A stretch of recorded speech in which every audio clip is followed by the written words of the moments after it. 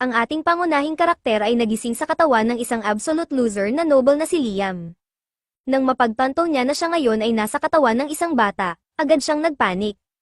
Pinagalitan siya ng kanyang ama dahil sa ginagawa niyang eksena, ngunit dahil maganda ang mood ng kanyang ama sa araw na iyon, sinabihan lamang siya na umupo at huwag maging isang malaking disappointment. Hindi pa rin makapaniwala si Liam na totoo ang lahat ng ito, kaya inisip niyang baka magising siya sa totoong buhay kalaunan.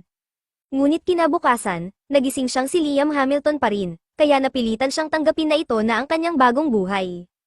Ilang sandali pa, pumasok sa kanyang silid ang personal niyang maid upang tulungan siyang magbihis. Kaya't nagtanong si Liam sa kanya ng ilang bagay at nalaman na siya pala ang fifth son ng isang count, at ang party na ginanap kahapon ay para sa pagdiriwang ng kapanganakan ng kanyang bagong silang na kapatid na babae. Sa sumunod na araw, nagkaroon ng pag-uusap si Liam at ang kanyang nakatatandang kapatid na si Bruno upang subukang maintindihan pa ang kasalukuyan niyang buhay. Natuklasan niyang si Bruno ay ang fourth son ng pamilyang Hamilton, isang noble family. Ngunit napag-alaman rin niya na nasa bingit na ng pagkawala ang kanilang status bilang noble. May patakarang umiiral upang maiwasan na ang mga noble families ay maging parang mga entitled Karens. Ang patakarang ito ay nagsasaad na ang bawat noble family ay kailangang makagawa ng isang dakilang bagay sa loob ng 3 henerasyon. Kung hindi, tatanggalin ang kanilang noble status at sila'y ibababa bilang mga commoner. Napag-alaman na ang Hamilton family ay nasa kanilang 3rd generation na walang anumang malaking nagawa, dahilan kung bakit ang kanilang ama at ang panganay na anak na si Albrevet ay lubhang kinakabahan. Gusto nilang makagawa ng kontribusyon sa lipunan upang mapanatili ang kanilang status bilang noble. Si Bruno, sa kabilang banda, ay walang pakialam kahit mawalan pa siya ng status bilang noble at maging isang commoner, dahil siya'y isang chill na tao na hindi nag-aalala sa mga ganitong bagay. Nagulat si Liam sa pagiging kalmado ni Bruno sa sitwasyon, ngunit sa totoo lang, wala rin siyang pakialam. Kakadating lang niya kahapon sa buhay na ito, kaya wala pa siyang ideya kung ano ang dapat niyang gawin. Sa gitna ng kanilang usapan, dumating ang kanilang guro at inanunsyo na magsisimula na ang magic lectures nila. Nang marinig ni Liam ang salitang magic, tumayo siya agad mula sa kanyang upuan at tinanong kung talaga bang matututo siyang gumamit nito. Nagulat si Bruno sa sigasig ni Liam, kaya sinabi niya na may mga grimoires sa family storeroom at maaaring tingnan ni Liam ang mga iyon kung gusto niya. Gayunpaman, binalaan siya ni Bruno na huwag masyadong umasa dahil karamihan sa mga tao ay walang aptitude para sa magic. Kahit ganoon, hinikayat siya ng magic instructor na pag-aralan ito dahil mahalaga ang pag-unawa sa magic kahit hindi niya ito magamit. Pumunta si Liam sa kanyang maid at humiling na ipakita sa kanya kung nasaan ang mga grimoires. Dinala siya ng maid sa mansion study, at labis siyang humanga sa dami ng kaalaman na naroon. Habang naghahanap, nakakita siya ng isang libro tungkol sa basic fire magic. Binuksan niya ito at nagdesisyong subukan ang mga nakasulat na tagubilin. Sa kanyang unang pagtatangka, nagawa ni Liam na makalikha ng apoy sa dulo ng kanyang daliri, na talagang kahanga-hanga para sa isang baguhan. Pagkatapos nito, pumunta siya sa opisina ng kanyang ama upang humingi ng pahintulot na gamitin ang Grimoire Library, ngunit hindi siya gustong kausapin ng kanyang ama. Kaya, sa halip na mag-usap, padabog na sinabi ng kanyang ama na maaari niyang gawin ang kahit anong gusto niya. Bagamat medyo nakakapanlumo ang interaksyon nila ng kanyang ama, ang mahalaga ay nakuha ni Liam ang pahintulot na gamitin ang Grimoire Library. Sa mga sumunod na araw, ginugol ni Liam ang kanyang oras sa pagmaster ng lahat ng basic elemental spells. Kalaunan, natutunan niya kung paano i-cast ang mga ito nang hindi na kailan ganing basahin ang Grimoire, na labis na ikinagulat ni Bruno dahil hindi siya marunong gumamit ng magic kahit kaunti. Sinabi ni Bruno na kahanga-hanga si Liam, at malamang na makikilala siya balang araw. Gayunpaman, nagtanong si Bruno tungkol sa motibasyon ni Liam at tinanong kung kaya ba siya nagsusumikap matutunan ang magic ay dahil nais niyang maging susunod na family head. Dagdag pa ni Bruno, kung iyon ang layunin niya, maaaring maging target siya ng kanilang nakatatandang kapatid. Ngunit sinabi ni Liam na wala siyang interes sa politika ng kanilang pamilya. Sa totoo lang, iniisip lang niyang, cool, ang magic. Dahil na-master na niya ang lahat ng novice spells, nagpa siya siyang magsimula ng ice magic. Habang palabas siya ng library, bigla siyang pinatawag ng kanyang ama. Narinig ng kanyang ama ang tungkol sa talento ni Liam sa magic, at kahit wala siyang pakialam sa anak ilang araw na ang nakalipas, bigla siyang naging interesado kay Liam. Humingi siya ng magic demonstration, kaya ipinakita ni Liam na kaya niyang gumamit ng magic nang hindi binubuksan ang grimoire. Labis itong ikinatuwa ng Count dahil naisip niyang magagamit si Liam para mapanatili ang kanilang family's position. Sinabi ng kanyang ama na maaari niyang gamitin ang anumang resources na kailangan niya para sa kanyang magic studies. Bigla namang dumating ang ulat na may isang tao na nakita sa kanilang lupain. Inutusan ng Count ang mga sundalo na magmabalisa upang hulihin ang lalaki.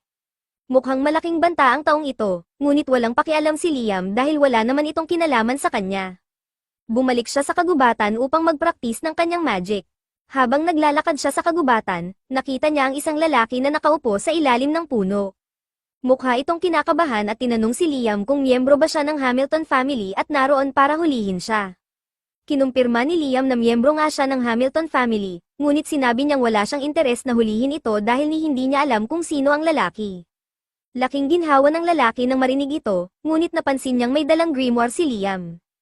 Tinanong ng lalaki kung nag-aaral ba siya ng magic, at kinumpirma ito ni Liam.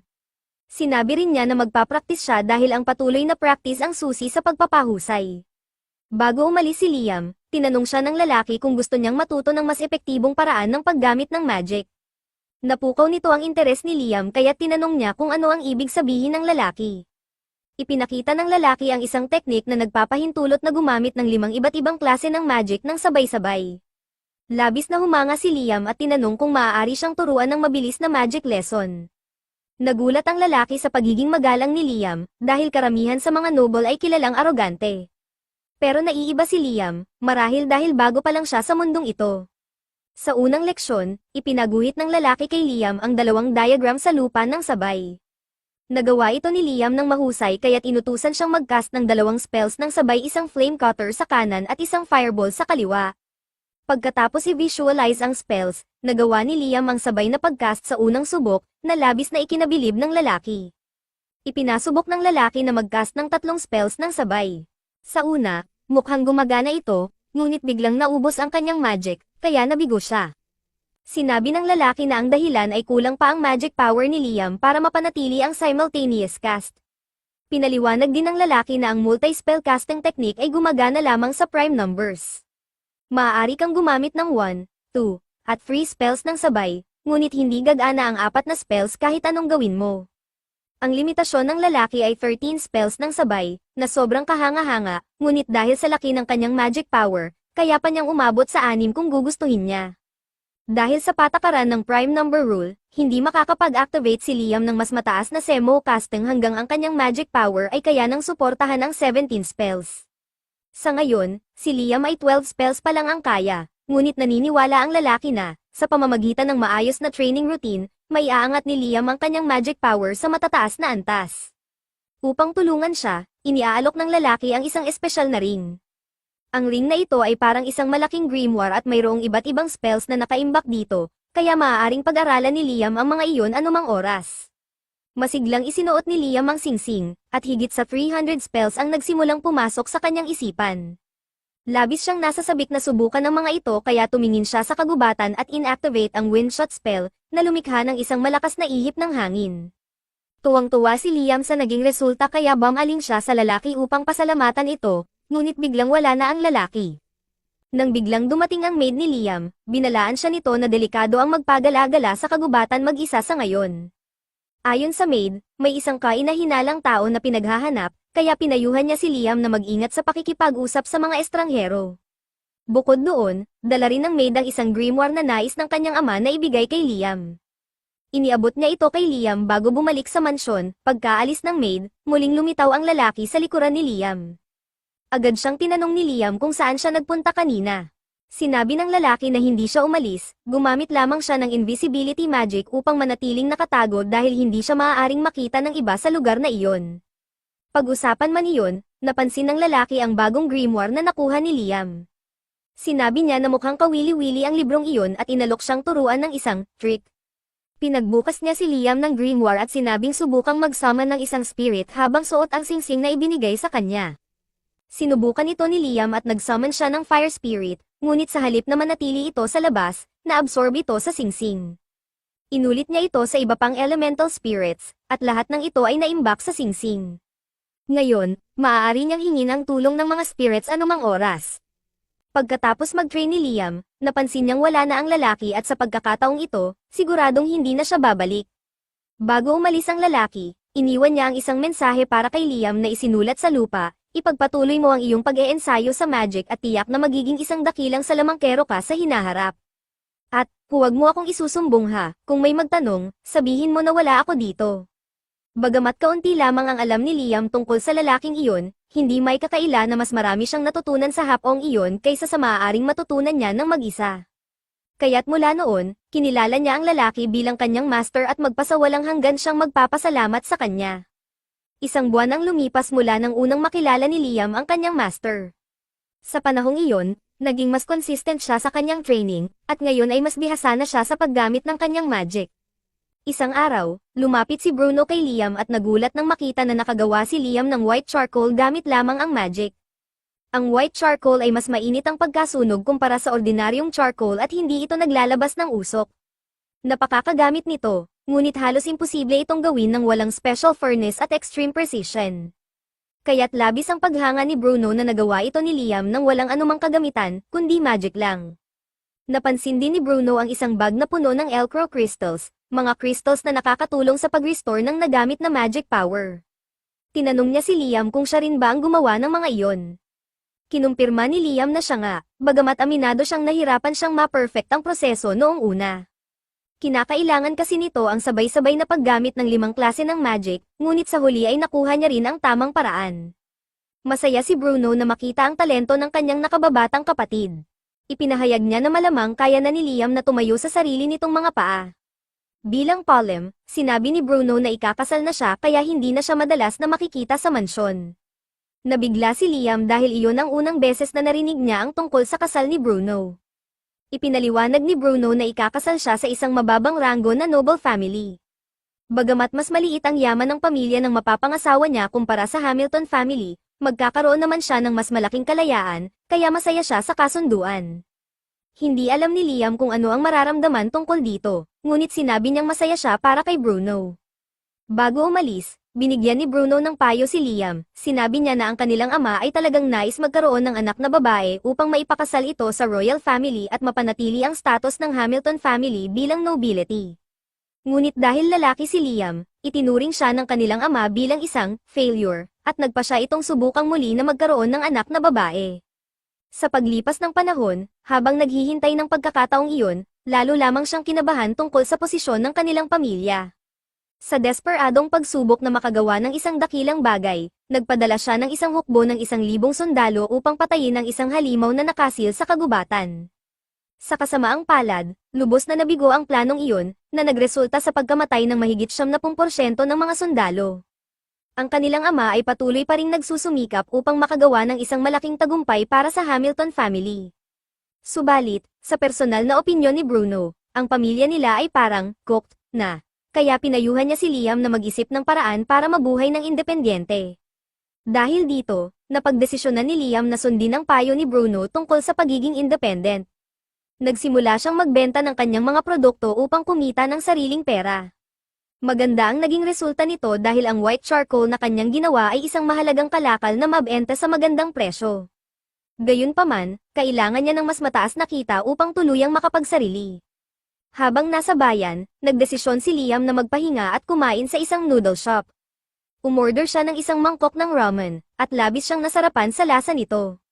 Napansin din niya na marami ang mahilig sa noodles sa lugar na iyon, ngunit ang problema, lahat ng noodles ay kailangang gawin mula sa simula at hindi ito tumatagal ng matagal.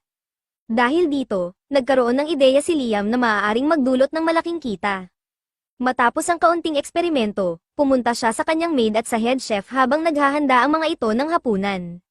Pinatikim niya ang kanyang bagong imbensyon, isang bloke ng noodles na kailangan lamang lagyan ng mainit na tubig. Sa simpleng paraan na ito, naging isang masarap na mangkok ng noodles ang kanyang produkto. Ginamit ni Liam ang tulong ng mga spirits upang lutuin at i-dehydrate ang noodles, kaya tumatagal ito ng mas matagal at mabilis ihanda. Naniniwala si Liam na ang kanyang imbensyon ay magiging patok sa masa, kaya nagmamadali siyang pumunta sa Merchant Guild upang ibenta ito. Ngunit sa kanyang pagkadismaya, sinabi ng merchant na hindi nila maaaring ipamahagi ang kanyang produkto dahil siya ay fifth son lamang ng Hamilton family. Kailangan niyang humingi ng nakasulat na pahintulot mula sa kanyang ama o sa kanyang nakatatandang kapatid na si Al Brevet upang maibenta ang anumang orihinal na produkto sa kanilang lupain. Alam ni Liam na malamang ay hindi niya makukuha ang pahintulot nang hindi rin ibinibigay ang lahat ng kita sa kanyang pamilya. Kaya, pansamantala niyang tinigilan ang kanyang plano. Pagdating niya sa kanilang tahanan, nalaman na si Albrevet pala ang nag-utos sa merchant na tanggihan ang kahilingan ni Liam. Ayaw ni Albrevet na mas maging matagumpay ang kanyang nakakabatang kapatid kaysa sa kanya, kaya gagawin niya ang lahat upang pigilan ang tagumpay ni Liam. Hindi man alam ni Liam ang tungkol sa galit ng kanyang kapatid laban sa kanya, determinado siyang ipagpatuloy ang pagbebenta ng kanyang mga produkto. Dahil dito, nagdesisyon siyang gumawa ng mas matapang na hakbang. Nilagyan niya ng maraming produkto ang isang item box na ginawa gamit ang singsing ng kanyang master. Pagkatapos, nagsimula siyang mag-cast ng summon ng magic, ngunit sa pagkakataong ito, hindi siya nagsusummon ng spirit kundi ng kanyang sarili. Sa una, mukha itong gumana bilang isang teleportation spell, ngunit sa halip, nakagawa siya ng isang perpektong kopya ng kanyang sarili. Ipinadala niya ang kanyang clone sa kalapit na rehiyon upang doon magbenta. Kung hindi siya pinapayagan magbenta sa Hamilton region, gagawin niya ito sa ibang lugar. Makalipas ang ilang araw, nagpadala ang clone ni Liam ng mensahe tungkol sa mga naging benta nito. Sa bilis ng kita, mukhang magkakaroon si Liam ng sapat na pera upang maging independyente. Kapag hindi nagbebenta si Liam, ginagamit niya ang kanyang clone upang magpraktis ng mga attack spells. Sa wakas, natutunan na niyang kontrolin ang magic missile spell, kaya labis siyang nasiyahan sa kanyang sarili. Bigla niyang narinig ang paparating na mga hakbang kaya agad niyang pinawi ang kanyang clone at lumabas upang tingnan kung sino iyon. Sa kanyang gulat, nakita niya si Albrevet, walang paligoy-ligoy, agad siyang tinanong ni Albrevet kung ano ang nais niyang maging sa hinaharap. Alam ni Liam na tinatanong lamang siya ni Albrevet upang malaman kung tunay ba siyang banta sa posisyon ni Albrevet bilang tagapagmana ng pamilya. Gaya ng nabanggit, walang interes si Liam sa politika ng pamilya, kaya sinabi niya kay Albrevet na nais niyang maging independyente sa hinaharap. Labis na nabunutan ng tinik si Albrevet dahil hindi na niya kailangang makipagkompetensya kay Liam para sa karapatang magmana. Dahil dito, inalok ni Albrevet na tulungan si Liam maging independyente ng mas mabilis, at nagbigay siya ng rekomendasyon para makapasok si Liam sa Hunters Guild. Kinahapunan, pumunta si Liam sa Hunters Guild, pagpasok niya pa lang, lahat ng mata ay nakatuon sa kanya dahil hindi makapaniwala ang mga hunters na may isang bata sa loob. Nagpunta si Liam sa front desk upang makilala ang guildmaster, na naabisuhan na ni Albrevet tungkol kay Liam. Gayunpaman, sinabi ng guildmaster na kailangang dumaan si Liam sa isang pagsusulit upang masukat ang kanyang kakayahan. Sinabi ng guildmaster kay Liam na gumamit ng kahit anong offensive spell laban sa kanya. Ngunit si Liam ay hindi pamilyar sa salitang incantation, kaya wala siyang ideya kung ano ang ibig sabihin nito. Inakala ng guildmaster na bahagyang mas malakas si Liam kaysa sa karaniwan dahil ni-recommend siya ni Albrevet, ngunit nang mag-cast si Liam ng spell, halos maabot ng guildmaster ang bingit ng kamatayan. Sa kabutihang palad, hindi direktang tinarget ni Liam ang guildmaster. Matapos kumalma ang guildmaster, binigyan niya si Liam ng B-rank status. Ngayon na may opisyal na ranggo na si Liam, nagpasya siyang simulan ang kanyang unang misyon. Ngunit bago siya makaalis, nilapitan siya ng isang babae na nagpakilala bilang aso na aqua. Labis siyang humanga sa kakayahan ni Liam kaya tinanong niya kung gusto nitong makipag-team up sa kanya. Plano ni Liam na mag-solo, ngunit wala naman siyang tutol sa pagkakaroon ng kasama kaya pumayag siya. Tuwang-tuwa si Asuna at agad siyang hinayla upang magtrabaho. Habang naglalakad sila, nalito si Liam dahil wala pa silang natatanggap na misyon. Ipinaliwanag ni Asuna na ang mga misyon ay ibinibigay lamang sa mga A-rank parties o mas mataas. Para sa mga mabababang ranggo, kailangan nilang maghanap at pumatay ng mga mapanganib na halimaw para sa gantimpala. Sa kabutihang palad, nakakita sila ng isang wolf monster, ngunit hindi lang ito nag-iisa, isang buong pack ng wolves ang kanilang hinarap. Nag-alala si Asuna dahil napakarami ng mga wolves, ngunit inisip ni Liam na magiging madali lang ito kung magtutulungan sila. Sinabi niya kay Asuna na tapusin ang mga wolves habang siya ang bahala sa pag-disable sa mga ito. Gumamit si Liam ng Earth Spirits bilang pain upang makuha ang atensyon ng mga wolves. Nang kumagat ang mga wolves sa pain, pinalawak ni Liam ang mga gnomes upang malak ang kanilang mga panga. Dahil hindi na sila makakagalaw, isa-isa silang tinapos ni Asuna. Sa kabuuan, nakapatay sila ng 42 wolves, pagkatapos, dinala nila ang mga bangkay sa guildmaster, na labis na humanga sa kanilang kakayahan. Ibinigay niya sa kanila ang isang espesyal na misyon, alisin ang isang armored caterpillar na humaharang sa daan patungo sa bayan. Ang halimaw na ito ay isang malaking banta, lalo na't may darating na mahalagang tao sa bayan. Sineryoso ni Liam ang misyon at agad silang naghanap ng halimaw. Madali nilang natagpuan ang armored caterpillar, ngunit kahit anong gawin nila, hindi nila ito mapatay. Ang matitinding atake ni Asuna at lahat ng magic ni Liam ay nababaliwala lamang dahil sa matibay na balat ng halimaw. Habang nagpapahinga, pabirong sinabi ni Asuna na tanging isang meteor strike lang ang makakapasok sa baluti nito, ngunit imposible namang mangyari iyon. Ang biro ni Asuna ay nagbigay kay Liam ng isang kahanga-hangang ideya. Sinabi niya kay Asuna na akitin ang atensyon ng halimaw habang naghahanda siya ng kanyang plano. Bagamat wala siyang ideya kung ano ang plano ni Liam, sinunod ni Asuna ang kanyang utos at inilihis ang pansin ng halimaw. Nang nasa tamang posisyon na ito, binuksan ni Liam ang kanyang item box at inilabas ang isang napakalaking bato. Pinabagsak niya ito sa caterpillar, at sa isang hampas lang, napatay nila ito.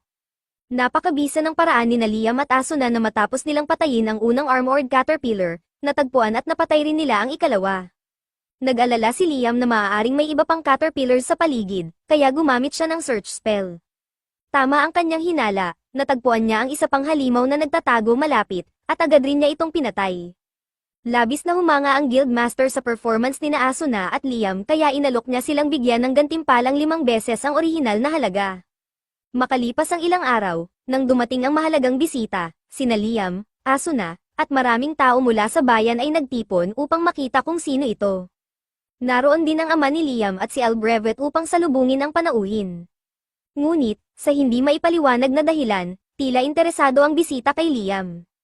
Maraming nangyari, at kalaunan, tinawag ni Jam Stanley si Liam para sa isang pribadong pagpupulong.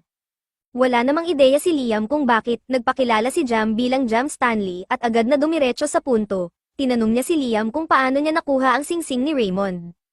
Pinaghinalaan niya na ninakaw ito ni Liam, ngunit mabilis na tumayo si Liam at galit na sinabi na hindi niya kailanman gagawin iyon sa kanyang master. Ikinwento ni Liam ang buong pangyayari tungkol sa kanyang pagkikita kay Raymond sa kagubatan. Matapos marinig ang kwento, natawa si Stanley dahil mukhang tipikal na gawain iyon ni Raymond. Humingi siya ng paumanhin sa maling akusa kay Liam dahil hindi niya alam na tumanggap si Raymond ng estudyante. Gayunpaman, nais niyang subukin kung gaano kalakas ang estudyante ni Raymond. Inutusan ni Stanley ang kanyang assistant na si Simone na pumunta sa isang sulok at sinabi kay Liam na gamitin ang kanyang pinakamalakas na spell laban kay Simone.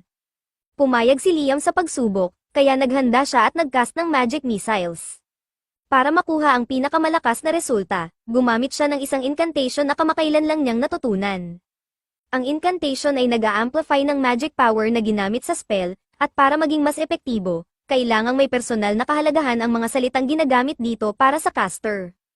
Kaya, sinimulan ni Liam ang incantation sa pamamagitan ng pagbanggit sa mga pangalan ng kanyang paboritong idols. Epektibo ang incantation dahil ang kanyang spellcasting ay lumakas mula sa karaniwang 7 missiles patungo sa 11 missiles ng sabay. Sa kasamaang palad, hindi nakayanan ni Simone ang lakas ng spell. Tumagos ito sa kanyang shield at tinamaan siya, labis na humanga si Jam Stanley sa kakayahan ni Liam na mag-cast ng high-volume magic, kaya inalok niya si Liam ng gantimpala, ang pagiging isang knight. Ang pagiging knight ni Liam ay nangangahulugan na siya ngayon ay opisyal na independyente. Dahil dito, malamang ay titigil na si Albrevet sa pagbabantay sa kanya, dahil hindi na siya itinuturing na banta sa pagmana ng pamilya. Alam ni James na malapit niyang kaibigan si Raymond, kaya batid niya na mahilig itong maglaro ng mga practical jokes. Tinanong niya si Liam kung may nangyari bang kakaibang biro mula kay Raymond kamakailan. Nang banggitin ito, naalala ni Liam ang nangyari habang siya ay nagsasanay upang ma-master ang kanyang item box. Ginamit niya ito upang alisin ang tubig sa isang lawa sa kagubatan, at doon niya natagpuan ang isang liham na iniwan ni Raymond. Ang liham ay naka-address kay Liam at sinabing nais ni Raymond na bigyan siya ng 100 kilo ng ginto bilang graduation gift. Gayunpaman, ang lahat ng ginto ay lumubog sa ilalim ng lawa, kaya nagpasya si Raymond na gawing gold dust ang ginto at ihalo ito sa ilog. Sa tingin ni Liam, sayang lang ang ginto na itinapon sa ilog, ngunit ayon kay James, kung kilala niya si Raymond, malamang may mas malalim na dahilan ito kaysa sa simpleng biro. Sinunod ni Liam ang payo ni James at bumalik siya sa lawa upang muling gamitin ang kanyang item box para sipsipin ang tubig. Ngunit sa pagkakataong ito, naisip niya ang mas magandang ideya, gamitin ang kanyang item box upang paghiwalayin ang gold dust mula sa tubig. Nang gawin niya ito, isang nakatagong pintuan ang lumitaw. Sa loob, natagpuan niya ang isa pang liham mula kay Raymond. Nakasulat dito na ang tunay na graduation gift para kay Liam ay isang maximum level grimoire, at iyon ay nasa loob ng silid. Sinabi rin ni Raymond na hindi niya kailanman na master ang grimoire na iyon, ngunit posibleng magamit ito ni Liam dahil na-figure out niya ang palaisipan. Kinuha ni Liam ang grimoire at sinilip ang mga spell na nasa loob nito. Isang spell ang nakakuha ng kanyang atensyon, ang Another World. Ilang oras ang ginugol ni Liam sa pagsasanay upang ma-activate ang spell, at sa wakas, nagtagumpay siya. Ang Another World spell ay lumilikha ng isang hiwalay na dimension kung saan si Liam ang may buong kontrol. Maaari siyang magbukas ng gateway kahit saan, at walang sino man ang maaaring makapasok nang walang pahintulot niya. Labis ang tuwa ni Liam sa napakaraming kamanghamanghang bagay na maaari niyang gawin gamit ang Another World spell, kaya sa unang pagkakataon, muling lumabas siya upang mangaso kasama si Asuna. Sa pagkakataong ito, ang kanilang kalaban ay isang napakalaking frog monster. Sinubukan muna ni Liam na atakehin ito gamit ang kanyang fire spirits, ngunit hindi sapat ang lakas ng mga iyon upang patayin ang Palaka. Bilang ganti, nagsimulang mag-charge ng ultimate attack ang halimaw. Bago sila tamaan, mabilis na hinayla ni Liam si Asuna papasok sa kanyang pocket dimension. Dahil dito, pareho silang nailigtas mula sa electrocution ng Palaka. Nang maubos ang enerhiya ng halimaw, agad nila itong tinapos. Pagkaraan ng ilang sandali, bumalik sila sa guild dala ang Frog's Magic Stone. Hindi makapaniwala ang guildmaster na nagawa nilang tapusin ang misyon. Ang quest na iyon ay A-rank, kaya inakala niyang maghihirap sila. Ngunit tila napakadali nito para kay Liam, na inis si Asuna sa guildmaster dahil patuloy nitong binibigyang diin si Liam, na para bang siya lang ang nagtatrabaho, kahit na lumaban din si Asuna. Humingi ng paumanhin ang guildmaster ngunit paliwanag niya, dahil halos lahat ng ginawa ay si Liam, nakalimutan niyang miyembro rin ng team si Asuna. Napansin ng guildmaster na nadidismaya si Asuna sa pagiging mas mahina niya kumpara kay Liam. Kaya't nagmungkahi siya ng isang responsableng ideya, gawing slave ni Liam si Asuna. Parehong hindi natuwa sina Liam at Asuna sa ideyang iyon, dahil bilang slave, mapipilitan si Asuna na sundin ang anumang utos ni Liam, kahit pa ito ay may kalokohan. Ngunit binanggit ng guildmaster na kung magiging familiar ni Liam si Asuna, automatikong lalakas si Asuna kasabay ng paglakas ni Liam. Nang marinig ito, agad na pumayag si Asuna na maging slave ni Liam. Sinabi niyang wala siyang pakialam kahit magbigay pa ng nakakahiya o pervy request si Liam dahil tiwala siyang hindi ito gagawin ni Liam. At kahit gawin man niya, hindi raw ito magiging issue sa kanya. Nagbuo sila ng kontrata, at sa sandaling matapos ito, biglang naglaho si Asuna. Nagulat ang lahat, ngunit bigla siyang muling lumitaw sa likuran ni Liam. Ipinaliwanag niya na gumalaw lang siya ng sobrang bilis matapos maitatag ang kontrata. Narinig ni Asuna ang isang boses sa kanyang isipan na nagsabi, "Unique skill acquired, Speedster." Labis itong ikinatuwa ni Liam, napaka-interesante ng ideya na makakuha ng natatanging kasanayan mula sa familiar contracts, kaya't naisip niyang subukan ito muli. Ngunit dahil ang familiar contracts ay nangangailangan ng sapilitang pagsunod, mahirap makahanap ng taong handang isuko ang kanilang kalayaan kapalit ng kapangyarihan. Sa kabutihang palad, kilala ni Asuna ang isang taong angkop para sa kontrata. Pinuntahan nila ang kaibigan ni Asuna na si Jody at ipinaliwanag ang buong sitwasyon. Wala namang masyadong ginagawa si Jody sa kasalukuyan, kaya pumayag siya na maging familiar ni Liam. Matapos mabuo ang kontrata, tinanong siya ng lahat kung nakakuha rin ba siya ng unique skill. Sa halip na sumagot, tahimik na lumabas si Jody ng guild at bumalik na may dalang dalawang sandwich. Ibinigay niya ang isang sandwich sa isang lalaking may bali ang kamay, at pagkakain nito, agad gumaling ang kanyang braso. Ipinaliwanag ni Jody na ang kanyang unique skill ay nagbibigay sa kanya ng kakayahang magpagaling ng mga tao sa pamamagitan ng pagkaing ginagawa niya. Ilang araw ang lumipas, muling nakipagkita si Liam kay James, na inabisuhan siya na darating si Princess Scarlet upang makipagkita sa kanya. Hindi maintindihan ni Liam kung bakit kailangan pang pumunta ng prinsesa para makita siya, ngunit ipinaalala ni James na nakumpleto ni Liam ang isang A-rank quest, kaya't napatunayan niyang malakas siya.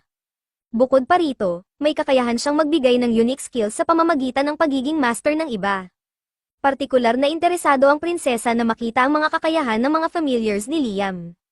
Gayunpaman, mariing tumanggi si Liam, hindi makapaniwala si James na kayang tanggihan ni Liam ang isang kahilingan mula mismo sa reyna, ngunit ipinaliwanag ni Liam na bagamat familiars niya sina Jody at Asuna, itinuring niya ang mga ito bilang mga kaibigan, kaya hindi niya gagawing aliwan ang kanilang mga kakayahan para sa kasiyahan ng iba. Nakita ni James na hindi magbabago ang pasya ni Liam kaya't pinauwi niya ito. Matapos umalis si Liam, isiniwalat na ang maid na nagsilbi sa kanila ay mismong si Princess Scarlet na nakadisguise. Humingi ng paumanhin si James sa prinsesa dahil sa pagtanggi ni Liam, ngunit sa halip na magalit, natuwa pa ang prinsesa. Nakita niyang interesante na handang kalabanin ni Liam ang royalty para lamang protektahan ang kanyang mga kaibigan. Gayunpaman, gusto niyang makita kung mananatili si Liam sa kanyang paninindigan kapag harap-harapan na silang mag-usap. Kinabukasan, ipinatawag si Liam upang makipagkita kay Princess Scarlet, ngunit sa pagkakataong ito, hindi na siya nakadisguise. Kailangang mag-ingat si Liam kung paano siya tutugon. Pagpasok niya sa palasyo, lumuhad siya sa harap ng prinsesa, ngunit agad na dumiretso si Scarlet sa usapan.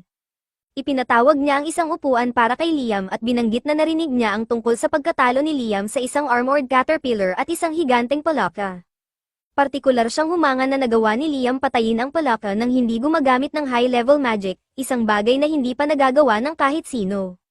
Gayunpaman, mas interesado si Scarlet sa mga familiars ni Liam. Hiniling niya na ipakita sa kanya ang kanilang mga kakayahan. Ramdam ni Liam na ginagamit ng prinsesa ang kanyang awtoridad upang pilitin siyang sumunod, ngunit hindi niya matanggap ang kahilingan nito. Tinanong ni Scarlet kung talagang tatanggihan niya ang isang direktang utos mula sa isang noble, ngunit kahit ano pa ang kahinatnan, nanatiling matatag si Liam sa kanyang sagot. Mariin niyang tinanggihan ang kahilingan ng prinsesa. Para kay Liam, hindi niya gagawing aliwan ng kanyang mga kaibigan, kahit pa siya'y harapin ang galit ng prinsesa. Sa gulat ni Liam, biglang tumawa ng malakas si Princess Scarlet. Sinabi niya na si Liam ang kauna-unahang tao na kanyang nakilala na nananatiling tapat sa kanilang prinsipyo kahit paharapin ang mataas na awtoridad. Labis siyang natuwa at napahanga kaya nais niyang bigyan ng gantimpala si Liam. Ipinahayag niya na simula sa araw na iyon, si Liam ay bibigyan ng title bilang isang baron. Nagulat si Liam at halos hindi makapaniwala, sa kanyang pananaw, wala siyang nagawang karapat-dapat upang makakuha ng ganoong karangalan. Ngunit si Scarlet ay nagustuhan si Liam, at dahil siya ang prinsesa, magagawa niya ang anumang nais niya. Dagdag pa rito, sinabi ni Scarlet na ang pagkakaroon ni Liam ng sariling title ay magdudulot ng pagbaba ng status ng kanyang pamilya bilang nobility, isang bagay na hindi alintana ng prinsesa. Ngunit may isa pang regalo si Scarlet para kay Liam, isang familiar contract grimoire. Labis na nasabik si Liam sa regalong ito, higit pa sa kanyang pagkatuwa sa pagiging isang baron. Buong pasasalamat niyang tinanggap ang grimoire at masayang umalis upang magpraktis gamit ito. Pagkalipas ng kaunting oras, nakita si Liam na nakaupo sa kagubatan habang binabasa ang grimoire. Madali niyang nagamit ang mga spells mula sa aklat, ngunit alam niyang hanggang hindi niya ito tuluyang namamaster, ang mga contracts na gagawin niya gamit ito ay pansamantala lamang. Habang nagsasanay siya, napansin niyang papalapit si Bruno. Nagulat siya dahil matagal nang ikinasal at umalis ng bahay si Bruno. Tinanong niya kung bakit naroon ang kanyang kapatid, ngunit sinabi lang ni Bruno na wala siyang partikular na dahilan, gusto lang niyang makipagkita kay Liam at personal na batiin ito sa pagiging isang baron. Sinabi ni Bruno na ito ay isang malaking tagumpay, at idinagdag pa niya na sa teknikal na aspeto, mas mataas na ngayon ang ranggo ni Liam kaysa sa kanilang ama. Nalito si Liam at tinanong kung paano iyon nangyari, dahil alam niyang ang kanilang ama ay isang count at siya ay isang baron lamang. Ipinaliwanag ni Bruno na bagamat mas mababa ang ranggo ng baron kaysa sa count, ang bansang ito ay may kakaibang sistema ng paghahati ng nobles. May dalawang kategorya, ang mga nakamit ang kanilang mga titulo sa sarili nilang pagsusumikap, at ang mga nagmana ng kanilang titulo. Siyempre, mas mataas ang tingin sa mga taong nakamit ang kanilang titulo sa sariling kakayahan. Hindi alam ni Liam na ganoon ang sistema, gayunpaman, hindi siya masyadong naapektuhan nito. Kahit na ngayon ay mas mataas na ang kanyang ranggo kaysa sa kanilang ama, mas interesado siya sa patuloy na pag-aaral ng magic kaysa sa politika ng nobility.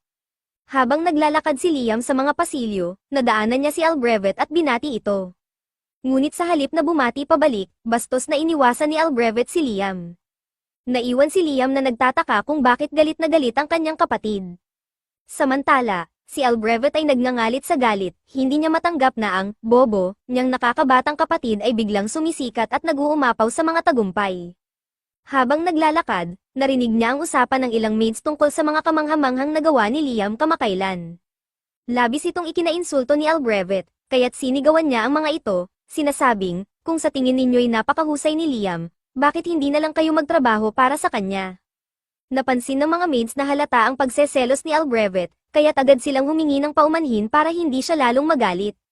Ngunit hindi pa natatapos si Albrevet, tinanong niya ang mga ito kung sa tingin nila ay mas mahusay si Liam kaysa sa kanya. Ang sagot ay malinaw, isa sa kanila ay isang magic prodigy na nakakuha ng titulo sa edad na 12, habang ang isa naman ay isang spoiled brat na walang nagawang kapansin-pansin sa kanyang buhay. Ngunit, dahil gusto ng mga maids na manatili sa trabaho nila, sinabi na lang nila kay Albrevet na siya ang mas mahusay. Nag-walk out si Albrevet na galit, determinado siyang patunayan na mas magaling siya kaysa kay Liam, kaya't nanumpa siyang gagawa rin ng isang makabuluhang bagay. Kinabukasan, nakipagkita si Liam kina Asuna at Jody sa bayan. Napansin nilang naging sikat na sila sa mga tao, karamihan ay dahil sa kagandahan ni na Jody at Asuna. Tuloy, halos lahat ng lalaki sa paligid ay masamang nakatingin kay Liam dahil sa inggit. Pagkatapos ng ilang usapan, iminungkahi ni Liam na bumuo sila ng isang party para maging opisyal ang kanilang grupo. Gayunpaman, hindi niya gustong pilitin ang dalawa na gawin ang ayaw nila, kaya tinanong niya kung okay lang ito sa kanila. Wala namang dahilan sina Asuna at Jody para tumanggi, kaya pumayag sila na bumuo ng party kasama si Liam. Kinahapunan, nagtungo ang grupo sa kagubatan para sa isang misyon. Gumamit si Jody ng kanyang bow and arrow upang tamaan ang isang wolf sa leeg. Habang mahina na ang halimaw, mabilis na tumakbo si Asuna at tinapos ito gamit ang kanyang espada. Pinuri ni Liam si Asuna dahil napansin niyang mas bumilis ito mula nang maging familiar niya. Samantala, napansin ni Jody ang malaking pagbabago sa sarili niya. Wala na siyang old lady vision dahil sa kontrata na para bang bumalik siya sa kanyang kabataan. Tinanong ni Liam kung palaging mabuti ang pagkakaroon ng mas malinaw na paningin. Ayon kay Jody, hindi siya kailanman tatanggi sa mas maayos na paningin, lalo na't isa siyang archer. Dahil dito, tinaas ni Liam ang kanyang kamay at nagcast ng isang enhancement spell sa mga mata ni Jody. Agad na nagkaroon siya ng kakayahang makita ng mas malayo kaysa dati, na ikinatuwa ni Jody. Tinanong ni Asuna si Liam tungkol sa ginawa niya kay Jody. Ipinaliwanag ni Liam na gumamit lang siya ng isang basic enhancement spell upang mapabuti ang paningin ni Jody. Sa tingin ni Asuna, sobrang astig nito kaya nakiusap siyang i-enhance din ni Liam ang kanyang mga kakayahan. Gayunpaman, hindi sumang-ayon si Liam, maaaring mapalakas niya ang combat power ni Asuna, ngunit may malaking panganib na mabalian siya ng buto dahil sa stress ng bagong lakas. Sa kabilang banda, ang pagpapabuti ng paningin ay halos walang masamang epekto. Dahil sa kanyang 20/20 vision, kaya na ni Jody na i-snipe ang anumang nasa saklaw ng kanyang pana. Laking pasasalamat niya kay Liam sa Red Along ito, pagkatapos ng mahabang araw ng pangangaso, bumalik si Liam at ang grupo sa guild, ngunit nagulat sila sa kaguluhang kanilang nadatnan. Tinanong nila kung ano ang nangyari at nalaman nilang si Albrevet ang dahilan ng gulo. Sinira nito ang forest seal, na nagdulot ng malaking problema. Agad na naisip ni Liam na ginawa ito ni Albrevet dahil sa baluktot na pagseselos. Sa tingin ni Liam, bahagi ng kasalanan ay nasa kanya, kaya't nagmadali siyang pumunta sa kagubatan upang tingnan ang sitwasyon. Pagdating nila roon, mas malala pa ang kanilang nadatnan kaysa sa inaasahan. 12 ng sundalo ang sugatan, at marami na ang namatay. Laking pagkasindak ni Liam, napansin niya si Albrevet na nakahiga sa lupa, sugatan. Agad niyang nilapitan upang alamin ang kalagayan nito. Ngunit nang makita siya ni Albrevet, bigla itong nagwala at sinabing hindi pa siya nabigo. Bigla, kinuha ng guildmaster ang isang patpat at tinapak sa ulo si Albrevet upang patahimikin ito. Sabi niya, sapat na ang kaguluhan sa paligid at hindi na nila kailangan ng mas maraming kalituhan mula kay Albrevet. Matapos alisin si Albrevet, lumapit ang guildmaster kay Liam at sinabing mabuti na lang at dumating siya. Tinanong ni Asuna kung ano ang nangyayari, kaya ipinaliwanag ng guildmaster na ang halimaw na Dragonfiend Raiden ay dati nang nakasil sa kagubatan na ito, salamat sa pagsisikap ng lolo ni Liam. Ngunit dahil sa kabiguan ni Albrevet na patayin si Raiden, nawala ang seal, at ngayon ay nakawala si Raiden. Alam nila kung paano muling i-seal si Raiden, at nakapaghanda na ng mga kinakailangang tao ang guildmaster para gawin ito. Ngunit ang problema ay ang mga anak ni Raiden, ang mga Little Wrens. Sila ang sanhi ng lahat ng pagkasira at pinsala, kung ang maliliit pa lang ay nakagawa na ng ganitong karaming pinsala, paano pa ang mismong Raiden? Sa kabutihang palad, dahil matagal nang nakasil si Raiden, aabutin pa ng 1 linggo bago niya maibalik ang buong lakas niya upang umatake. Kung marisil nila siya bago iyon, maiiwasan ang sakuna. Determinado si Liam na tumulong, kaya't nagmadali siyang pumunta sa kinaroroonan ni Raiden at nakita niyang binabantayan ito ng 3 Little Wrens. Ang mga Little Wrens ay hindi ganoon kalalaki, kaya't nagpa siya si Asuna na subukan ang kanyang swerte at umatake. Ngunit habang tumatakbo siya palapit, nagpaputok ng fireball ang isa sa mga Little Wrens. Bagamat naiwasan ito ni Asuna, ang puno sa likuran niya ay ganap na nawala sa usok. Sinubukan naman ni Liam na gamitin ang kanyang magic missiles upang umatake, ngunit ginamit ng mga Wrens ang kanilang mga fireballs upang kontrahin ito. Naging malinaw kay Liam na ang kanyang pinakamalakas na spell ay hindi sapat upang talunin ang mga halimaw. Gayunpaman, may isa pang trick na maaari niyang subukan. Inutusan ni Liam si Asuna na dalhin si Jody at tumakbo palayo.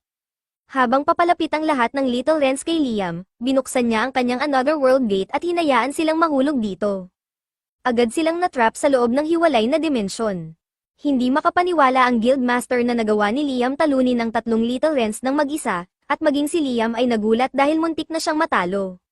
Ngayon na wala nang makakapigil sa kanila, inutusan ng Guildmaster ang lahat na simulan na ang resilang kay Raiden. Habang abala ang iba, bumalik sina Asuna at Jody sa tabi ni Liam. Lubos siyang na-relieve na ligtas ang dalawa, tinanong nila si Liam tungkol sa spell na ginamit niya upang talunin ang mga Little Wrens. Ipinaliwanag ni Liam na ang ginamit niya ay isang spell na lumilikha ng isang separate dimension. Sinabi niya na natrap niya ang mga Little Wrens sa loob nito, at walang panganib na makatakas ang mga ito. Sa kanyang kasalukuyang antas ng mastery, anumang nasa loob ng dimensyon ay mawawala kapag isinara niya ang gate. Biglang narinig ni Liam ang isang boses sa kanyang isipan, at sa sumunod na segundo, nahila siya papunta sa isip ni Raiden. Tinawag siya ni Raiden bilang isang human with an immense soul at tinanong kung sino siya talaga. Ngunit naguluhan si Liam sa tanong, dahil sa pagkakaalam niya, isa lang siyang ordinaryong tao. Bagamat iyon ang sinabi ni Liam, hindi kumbinsido si Raiden. Malinaw niyang nakikita na ang katawan at kaluluwa ni Liam ay hindi tugma. Napagtanto ni Liam na maaaring tinutukoy ni Raiden ang katotohanang siya ay reincarnated sa katawan ni Liam Hamilton. Nagtaka si Liam kung alam ni Raiden ang dahilan sa likod nito, ngunit sa kasamaang palad, wala rin itong ideya. Gayunpaman, sinabi ni Raiden na sigurado siyang magiging kakaiba at kapanapanabik ang buhay ni Liam. Dahil dito, nag-alok si Raiden ng isang kasunduan, nais niyang samahan si Liam sa kanyang buhay. Nangako siyang hindi siya magdudulot ng anumang pinsala kay Liam o sa mga tao sa paligid niya kung papayag si Liam. Sa katunayan, inalok pa niyang tulungan si Liam na mas paunlarin ang kanyang mga kakayahan. Hindi naramdaman ni Liam ang anumang galit o masamang intensyon mula kay Raiden, kaya't sa huli, pumayag siya sa kasunduan. Biglang naglaho ang katawan ni Raiden at naabsorb sa kaluluwa ni Liam. Isang dragon mark ang lumitaw sa kamay ni Liam, at naramdaman niya ang lakas ni Raiden na dumadaloy sa kanyang katawan. Upang subukan ang kanyang bagong kakayahan, agad siyang nag-cast ng magic missile patungo sa langit. Ang resulta ay mas malakas kaysa dati, na nagpapatunay na ang lakas ni Raiden ay ngayon ay bahagi na niya. Sa kanyang gulat, napagtanto ni Liam na kayanan niyang mag-control at mag-fire ng 17 spells ng sabay-sabay. Tiyak na dahil ito sa power boost na ibinigay ni Raiden sa kanya. Ngunit ang paggamit ng lakas ni Raiden ay may negatibong epekto, lahat ng tao sa paligid ni Liam ay nakakaranas ng matinding sakit ng ulo dahil sa sobrang densidad ng kanyang mana. Napansin ni Liam ang paghihirap ng mga tao at agad niyang naintindihan na ang kanyang mana ang sanhi. Agad niyang sinupil ang kanyang mana at humingi ng paumanhin sa kanyang kawalang ingat. Bilang pagpapakita ng kanyang sinseridad, inalok niya ang Guildmaster ng 10 kilo na gold dust at sinabi sa kanya na gamitin ito para sa paggamot ng mga nasugatan sa labanang ito. Kinagabihan, nagkaroon ng pulong si Liam at ang kanyang ama. Lubos ang pasasalamat ng kanyang ama sa ginawa ni Liam dahil naiwaksi nito ang isang malaking sakuna na maaaring idinulot ng kawalang pananaw ni Albrevet. Narinig rin niyang nananatili pa rin sa bayan si James, kaya malamang ay makarating agad ang balita tungkol sa tagumpay ni Liam sa Royal Capital. Nang gabing iyon, natulog si Liam ng mahimbing, ngunit paggising niya kinaumagahan, napansin niyang 2 bagong spells ang lumitaw sa kanyang isipan. Mabilis siyang tumakbo palabas upang subukan ang mga ito. Matapos ang ilang oras ng pagsasanay, nagawa niyang gamitin ang isa sa mga spells at nakapag-summon siya ng isang Little Raiden. Bagamat kasalukuyan itong mukhang isang cute na alaga, may potensyal itong maging kapaki-pakinabang sa labanan kapag mas na-practice pa ni Liam ang paggamit nito. Habang naglalaro si Liam kasama ang Little Raiden, biglang lumapit mula sa likuran si Princess Scarlet. Agad niyang nakilala ang magic na ginamit ni Liam, isang holy magic. Alam na ni Scarlet na kahanga-hanga si Liam, ngunit hindi niya akalaing magagawa nitong gumamit ng holy magic sa murang edad. Gayunpaman, hindi iyon ang dahilan ng pagbisita ni Scarlet. Naroon siya upang personal na ibigay ang gantimpala ni Liam para sa pagkatalo sa Dragon Fiend. Gusto niyang bigyan si Liam ng mas mataas na titulo ng nobility, ngunit matindi ang pagtutol ng ibang nobles. Ayaw nilang makita ang isang bata, na walang sariling lupa, na mabilis na umaakyat sa ranggo. Kaya't sa halip, ginawaran niya si Liam ng Order of the Phoenix, 3rd class. Habang naroon, nais rin ni Scarlett malaman kung paano natalo ni Liam ang Dragon Fiend. Ayon sa detalye, maaaring kailanganin niyang ideklara si Liam bilang isang bayani ng kanilang bansa. Ngunit nang malaman ni Scarlett na inabsorb ni Liam ang Dragon Fiend, labis siyang natakot. Iniisip niya na mali ang pagkakakilala niya kay Liam. Ngunit sa kabilang banda, kakakita lang niyang gumamit si Liam ng Holy Magic, kaya maaaring hindi naman ganon kasama, anuman ang kanyang nararamdaman. Mahigpit na sinabi ni Scarlett kay Liam na panatilihing lihim ang detalye tungkol sa pag-absorb sa Dragon Fiend. Kinabukasan, tumanggap si Liam ng isang chest na may lamang 3,000 gold coins bilang hush money. Hindi maintindihan ni Liam kung bakit gustong itago ng prinsesa ang impormasyon, ngunit napagpasyahan niyang sumunod na lang dito. Nararamdaman ni James ang kakaibang kilos ni Liam, kaya tinawag niya ito para sa isang pulong at tinanong kung ano ang nangyari. Sinubukan ni Liam na itanggi na mayroong espesyal na nangyari, ngunit dahil sa malaking halaga ng hush money na ibinigay ng prinsesa, naging malinaw na may malaking lihim siyang itinatago. Hindi nagtagal, sa patuloy na pagtatanong ni James, napilitan si Liam na umamin at isiniwalat na kaya niyang gumamit ng Holy Magic. Nagpakita si Liam ng isa sa kanyang mga spell at ipinaliwanag kay James na ang spell na iyon ay may kakayahang alisin ang lahat ng negatibong status effects tulad ng petrification at poison. Napahanga si James sa kapangyarihang ito, ngunit naisip niyang nararapat lamang ito dahil ang Holy Magic ay itinuturing na gawa ng Diyos. Tinanong niya si Liam kung may alam ito tungkol sa War of the Three Dragons, ngunit walang ideya si Liam. Kaya't nagsimula si James na ipaliwanag ang kwento sa kanya. Ayon kay James, noong unang panahon, nagkaroon ng laban sa pagitan ng tatlong makapangyarihang dragon na tumagal hanggang sa isa na lamang ang natirang nagtagumpay. Sinasabi na ang tagumpay ng dragon na iyon ay dahil sa paggamit nito ng Holy Magic. Pagkatapos ng laban, ang dragon na iyon ay sumanib umano sa isang tao, at ang kanilang kapangyarihan ay ginamit upang maitatag ang kahariang ito. Nang marinig ni Liam ang salitang, sumanib, ang unang pumasok sa kanyang isip ay nagpakasal ang dragon at tao, at nagkaroon ng mga anak. Ngunit itinama ito ni James, na nagsabing si Liam mismo ay halimbawa ng kung ano ang hitsura ng pagsanib sa isang dragon. Napagtanto rin nila na ang Raiden ay pumasok sa katawan ni Liam, kaya teknikal na sila ay magkasama. Ipinaliwanag ni James na parang ni-recreate ni Liam ang alamat ng pagkakatatag ng kaharian, ngunit sa kabila ng kamanghamanghang bagay na ito, may mas mahahalagang usapin na kailangang talakayin. Ang pagiging noble ng pamilyang Hamilton ay nakabase sa tagumpay ng kanilang lolo sa pagsil ng isang Dragon Fiend. Ngunit lumalabas na si Raiden ay hindi pala isang Dragon Fiend, kundi ang founding dragon ng kaharian. Nangangahulugan ito na mali ang pagkakasil ng pamilya Hamilton sa nagtatag ng kanilang bayan.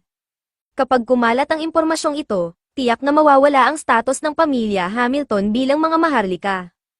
Ayaw ni Liam na mangyari ito, lalo na't alam niyang desperado ang kanyang ama at si Albert na mapanatili ang kanilang estado. Ngunit higit pa rito, may mas matinding alalahanin si James. May posibilidad na galit si Raiden dahil sa pagkakasil nito, kaya maaaring nagpaplano ito ng paghihiganti laban sa kanilang kaharian. Samantala, nagkaroon ng pag-uusap si Liam at si Raiden sa kanyang isipan. Sinabi ni Raiden na wala siyang balak maghiganti laban sa mga tao. Ang tanging interes niya ay ang panoorin si Liam na umunlad. Nang marinig ito ni James, sinabi niyang ito ay napakagandang balita. Dagdag pa niya, hindi malabong tawagin si Liam na Savior of the Kingdom, dahil nagawa nitong makuha ang atensyon ni Raiden. Pagkalipas ng ilang sandali, pumunta si Liam sa guild. Ngunit bago pa siya makapasok, bigla siyang hinayla palayo ng mga babae. Walang ideya si Liam kung ano ang nangyayari, kaya't nang makalayo sila sa guild, tinanong niya kung anong meron. Ipinaliwanag ng mga babae na ang guild ay punong-puno ng mga tao na gustong sumali sa kanyang party matapos marinig na natalo niya ang isang Dragon Fiend. Ang mga ito ay paulit-ulit na nagmamakaawa kina Asuma at Jody na kumbinsihin si Liam na tanggapin sila. Sumulat sina Asuma at Jody ng listahan ng mga aplikante, ngunit ayon sa kanila, wala sa mga ito ang partikular na kahanga-hanga. Gayunpaman, si Liam ang leader ng party, kaya nasa kanya ang desisyon. Matapos iyon, nagpasya si Liam na bumalik sa kanyang bahay upang basahin ang listahan. Ngunit pagpasok pa lang niya sa pintuan, agad siyang sinalubong ng isa sa mga maid at sinabing may ipapakita ito sa kanya. Ang maid ay may dalang isang tambak na mga request mula sa mga babae ng iba't ibang noble families. Lahat sila ay nais maging asawa ni Liam. Inaasahan na ni Liam na may ganitong mangyayari dahil sa kanyang kasikatan, ngunit hindi niya inaasahan na ganito karami ang magiging interes sa kanya. Kahit ang kanyang kapatid ay nagdala na rin ng liham, bagamat hindi ito para sa kanyang sariling kasal, kundi para sa isa sa mga kamag-anak ng pamilya kung saan siya ikinasal. Habang naroon, tinanong siya ni Bruno kung ano ang ginawa niya, dahil hindi normal na makatanggap ng ganito karaming marriage proposals kahit pa nakatalo siya ng dragon. Ang tanging mga taong nakakaalam tungkol sa kakayahan niyang gumamit ng holy magic ay ang prinsesa at si James. Ngunit dahil binayaran siya ng prinsesa ng malaking halaga bilang hush money, naisip ng ibang nobles na tiyak na mayroong mahalagang bagay tungkol kay Liam. Bagamat nakakainis ang sitwasyong ito, hindi may kakaila ni Liam na talagang nasisiyahan siya sa kasikatan na tinatamasa niya ngayon. Kinahapunan, nagtungo si Liam sa kagubatan kasama sina Jody at Asuna dahil may nais siyang ipakita sa kanila. Binuksan niya ang kanyang pocket dimension, at sa kanilang pagpasok, nakita ni Asuna at Jody ang isang malaking bahay na nasa gitna ng kwarto. Ipinaliwanag ni Liam na pinakonstruct niya ito sa tulong ng isang karpintero at inilipat niya ito sa loob ng kanyang item box. Bagamat kahanga-hanga ito, nag-alala si Asuma na baka bigla itong maglaho, tulad ng nangyari sa mga Raiden Juniors dati. Noong mga panahong iyon, ipinaliwanag ni Liam na ganap na niyang na-master ang spell na ito, kaya't walang anumang bagay sa loob ng kanyang pocket dimension ang mawawala muli. Dahil dito, inilagay niya ang lahat ng gamit doon, binigyan niya ng tour sina Asuna at Jody sa loob ng bahay, at kitang-kita ang saya nila habang iniikot ang lugar. Gayunpaman, napansin ni Jody na palaging maliwanag ang lugar, kaya't mahirap itong gawing tulugan. Nagkaroon si Liam ng ideya at nagdesisyon na mag-summon ng Shade Spirit upang dumilim ang lugar. Epektibo naman ito, ngunit masyadong naging madilim, halos pitch black na ang buong paligid. Sinubukan ni Liam na gawing mas maliwanag ito sa pamamagitan ng Fire Spirit upang sindihan ang furry place, ngunit ang resulta ay parang eksena sa isang horror movie. Kaya tinanong niya ang Shade kung kaya nitong kontrolin ang antas ng dilim. Sa kasamaang palad, low level lamang ang Shade at wala itong kakayahang kontrolin ang nililikhang dilim. Ayon kay Liam, isang mid-level Shade ang may kakayahang gawin iyon, ngunit hindi pa niya natututunan ang spell upang mag-summon ito. Naawa si Asuna dahil hindi pwedeng mag-level up ang low-level Shade. Doon naalala ni Liam na ang kanyang familiar contracts ay may kakayahang mag-level up ng mga espiritu. Gumawa siya ng kontrata sa Shade, at sa wakas, nag-level up ito at naging mid-level Shade. Pinasalamatan ng Shade si Liam sa paggawa ng kontrata, at ngayon ay kaya nitong kontrolin ang antas ng dilim sa lugar upang magmukhang gabi. Sinabi rin nito na maari siyang tawagin ni Liam kahit kailan. Gayunpaman, nag-alala si Liam dahil hindi niya alam kung paano mag-summon ng mid-level spirit magic. Ngunit ipinaliwanag ng Shade na may suot si Liam na magic storage ring, kaya maaari niya itong gamitin upang i-absorb at i-summon ang Shade anumang oras. Hindi ito naisip ni Liam, kaya sinubukan niya, at napatunayang kayang i-absorb ng singsing ang mid-level Shade. Ginawa rin niya ito sa iba pang espiritu, pina-level up ang mga ito, at itinabi sa kanyang singsing. Sa ganitong paraan, parang nagkaroon si Liam ng sariling mid-level summon ng Grimoire. Kinabukasan, pumunta si Liam sa kagubatan sa kahilingan ni Raiden. Nang makarating siya sa itinakdang lugar, sinabi ni Raiden na i-summon ng isa sa mga Raiden Juniors. Ginawa ito ni Liam, at ang mga Raiden Juniors ay lumikha ng butas sa isang barrier na nagbunyag ng 12-dosenang pixies na nakatago sa kagubatan. Ngunit nang mapansin ng mga pixies na si Liam ay isang tao, nagsimula silang magliparan palayo upang hindi masaktan. Sinubukan ni Liam na pakalmayan ang mga pixies sa pamamagitan ng pagpapaliwanag na hindi siya kaaway nila. Sinabi niya na si Raiden mismo ang nagsabi sa kanya na pumunta doon. Nang marinig ng mga pixies ang pangalan ni Raiden, nagkaroon sila ng kaunting tiwala kay Liam. Ang mga pakpak ng pixies ay napakahalagang sangkap sa paggawa ng mga item at potions, kaya halos naubos ang kanilang lahi noon dahil sa pangangaso ng mga tao. Dahil dito, nagdesisyon si Raiden na protektahan sila sa pamamagitan ng paglikha ng barrier sa kagubatan. Ngunit dahil ngayon ay naninirahan na si Raiden sa loob ni Liam, hindi na niya kayang panatilihin ang barrier. Kaya't hiniling niya kay Liam na siya ang magprotekta sa mga pixies. Upang magawa ito, nais munang bumuo ni Liam ng familiar contract sa lahat ng pixies, kaya tinanong niya kung pumapayag sila. Nagtitiwala ang mga pixies kay Liam dahil sa ugnayan niya kay Raiden. Dahil dito, iminungkahi ni Raiden na bigyan ni Liam ng pangalan ang bawat pixie na gagawa ng kontrata sa kanya, dahil ang pagbibigay ng pangalan ay nagpapalakas sa human magic. Binuo ni Liam ang kanyang unang kontrata at pinangalanan ang unang pixie na Reyna. Ngunit sa kanyang gulat, matapos ang kontrata, nag-transform si Reyna mula sa pagiging pixie patungo sa pagiging elf. Napansin ni Raiden na kawili-wili ang ebolusyon ng pixies tungo sa pagiging elves, ngunit hindi siya nagulat dito. Samantala, si Liam ay nalito at hindi makapaniwala sa nangyari. Ipinaliwanag ni Raiden na ang sabay na paggawa ng magic contract at pagbibigay ng pangalan ay nagdulot ng resonance ng magic power, na nagresulta sa mas malakas na epekto kaysa karaniwan. Ito ang dahilan kung bakit nag-evolve si Reyna ng ganoon kalaki. Dagdag pa ni Raiden, mainam na bigyan ng pangalan ni Liam ang bawat familiar na gagawa ng kontrata sa kanya upang ma-maximize ang epekto ng magic. Dahil nakita ng ibang pixies ang epekto ng kontrata, naging sabik silang lahat na magpakontrata kay Liam at humiling na bigyan din sila ng pangalan. Matapos ma-transform ang lahat ng pixies sa pagiging elves, humingi ng utos si Reyna mula kay Liam bilang kanilang master. Hindi masyadong napag-isipan ni Liam kung ano ang gagawin pagkatapos nito, dahil ang plano niya ay sundin lang ang utos ni Raiden. Ngunit dahil elves na ngayon ang pixies, iminungkahi niya na simulan nilang magtayo ng sariling nayon sa kagubatan bilang kanilang bagong tahanan. Itinalaga ni Liam si Reyna bilang leader ng nayon dahil siya ang unang pixie na na-evolve niya at siya lang ang pangalan na natatandaan niya sa ngayon. Matapos maayos ang usapan, sinimulan ng mga elves ang pagtatayo ng kanilang nayon. Si Liam naman ay sobrang pagod dahil sa dami ng magic power na ginamit niya sa paggawa ng mga kontrata. Habang nagpapahinga, naramdaman niya ang matinding magic power na nagmumula sa mas malalim na bahagi ng kagubatan. Sinundan niya ito at natagpuan ang isang gintong prutas na nakabitin sa puno. Ramdam niya ang napakaraming mana na nagmumula rito, kaya tinanong niya si Reyna tungkol dito. Ipinaliwanag ni Reyna na ito ay prutas na likha ng mga pixies. Kinokolekta nila ang mana mula sa hangin at kinokondense ito sa isang lugar, kaya't parang mana honey ang epekto nito.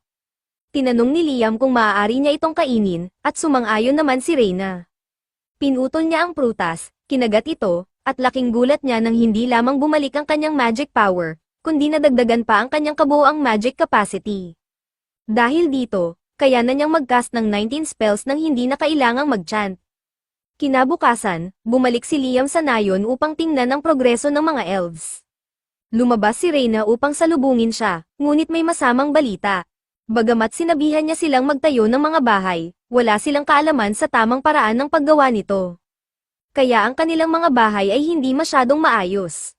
Inasahan na ito ni Liam, kaya handa siyang turuan ang mga elves kung paano magtayo ng mga bahay. Ngunit habang nagtuturo, naputol ang kanilang aralin nang marinig nilang may sumigaw ng tulong. Isa sa mga elves, si Sui, ang hinuli ng mga bandido na napadpad sa kagubatan. Nang makita ng mga bandido ang elf, nagpasya silang kidnapin ito upang ibenta. Hindi papayag si Liam na mangyari ito, kaya't mariing inutusan niya ang mga bandido na pakawalan si Sui. Tulad ng inaasahan, hindi siya pinakinggan ng mga bandido at sa halip ay sinubukan siyang atakihin. Agad namang sumagot si Liam sa pamamagitan ng pag-summon ng isang clone. Ginamit niya ang clone para maglunsad ng sabay-sabay na pag-atake at napabagsak ang mga bandido. Bagamat nailigtas niya si Sui, napagtanto ni Liam na masyadong delikado ang kagubatan para sa mga elves. Kaya't nagpasya siyang ilipat sila sa mas ligtas na lugar. Nais niyang ilagay ang mga ito sa kanyang pocket dimension pansamantala, ngunit nag-alala siyang baka hindi sila magkasya dahil limitado ang espasyo. Nang tingnan niya ang loob ng pocket dimension, laking gulat niya nang makita niyang mas malaki na ito kaysa dati. Malamang ay epekto ito ng kinain niyang pixie honey. Dahil dito, naging perpekto ang plano niya. Sinabi niya sa lahat ng elves na pumasok sa loob ng pocket dimension upang mailipat sila sa mas ligtas na lugar. Pagkalipas ng ilang sandali, bumalik si Liam sa kanyang lupain at binuksan ang kanyang pocket dimension upang palabasin ang mga elves. Nagulat sila nang malaman na nasa isang ganap na bagong lugar na sila ngayon. Ipinaliwanag ni Liam na dinala niya sila sa kanyang lupain upang hindi na sila mag-alala tungkol sa mga pag-atake. Habang nagpapasalamat ang mga elves, mas lalo silang namangha sa kakayahan ni Liam na dalhin silang lahat gamit ang iisang spell. Dahil dito, sabay-sabay silang lumuhod at nagmakaawa kay Liam na maging hari nila. Nangako silang gagawin ang anumang iutos niya kung papayag siyang pamunuan sila. Bagamat naramdaman ni Liam ang responsibilidad na protektahan sila, hiniling niya na huwag siyang tawaging hari dahil ayaw niyang masangkot sa politika. Sa kabila nito, tinanggap niya ang papel bilang kanilang leader at sinimulan niyang maghanap ng lugar na maaring tirahan ng mga elves. Lumipas ang 4 na araw, at abala pa rin si Liam sa paghahanap ng tamang lugar para sa kanila. Sa panahong ito, walang tigil niyang pinag-aralan ang bagong magic na itinuro ni Raiden.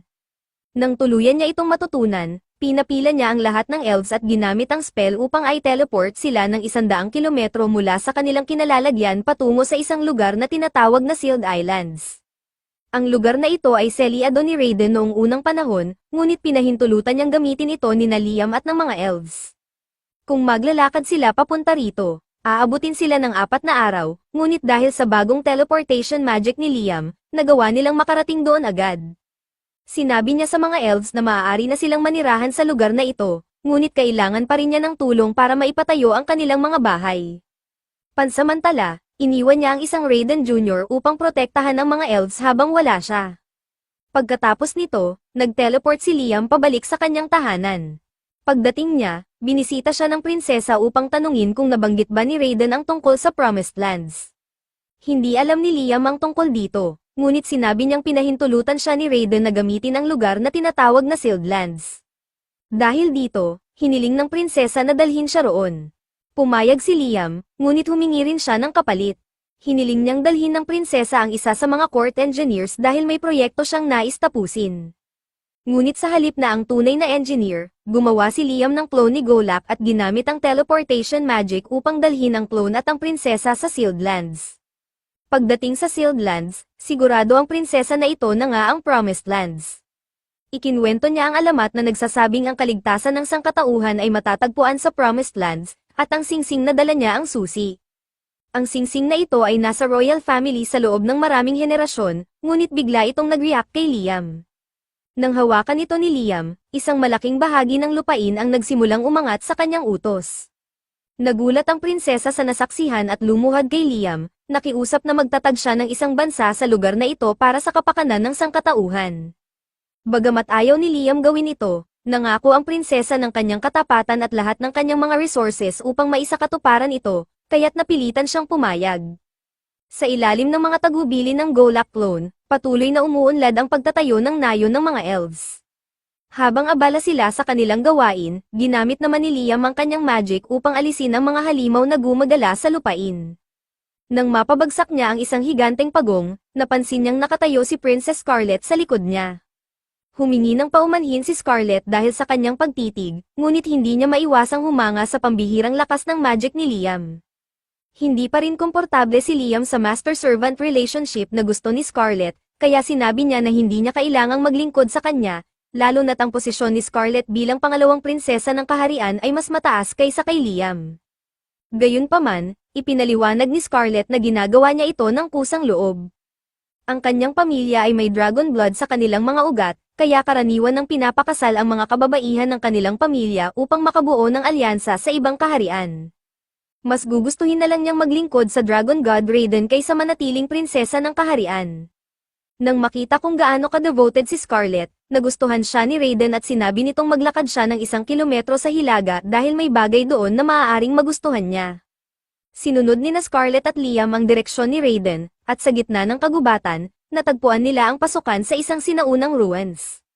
Pagpasok nila sa loob, natuklasan nila ang isang metal dragon na nakaupo sa gitna ng silid. Sa kanilang paglapit, nagising ang dragon at mukhang handa itong umatake. Agad na tinanong ni Liam si Raiden kung ano ang nangyayari.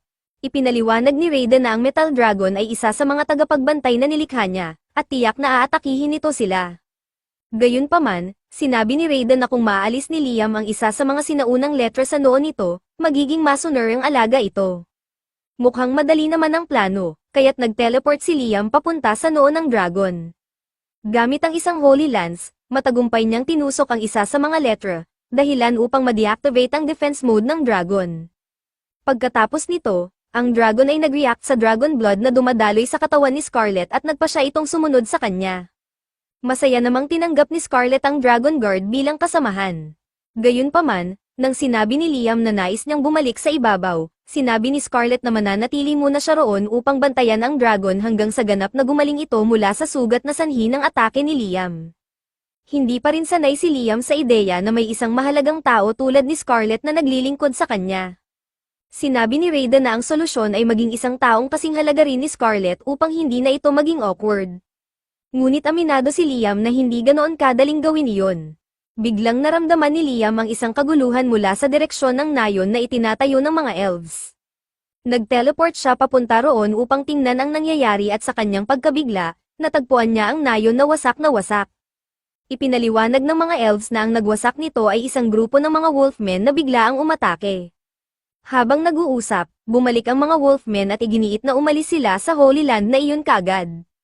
Napansin ni Liam na nagkamali ang mga wolfmen at napagkamalan silang mga intruder, kaya sinubukan niyang ipaliwanag na binigyan sila ng permiso ni Raiden upang manatili roon.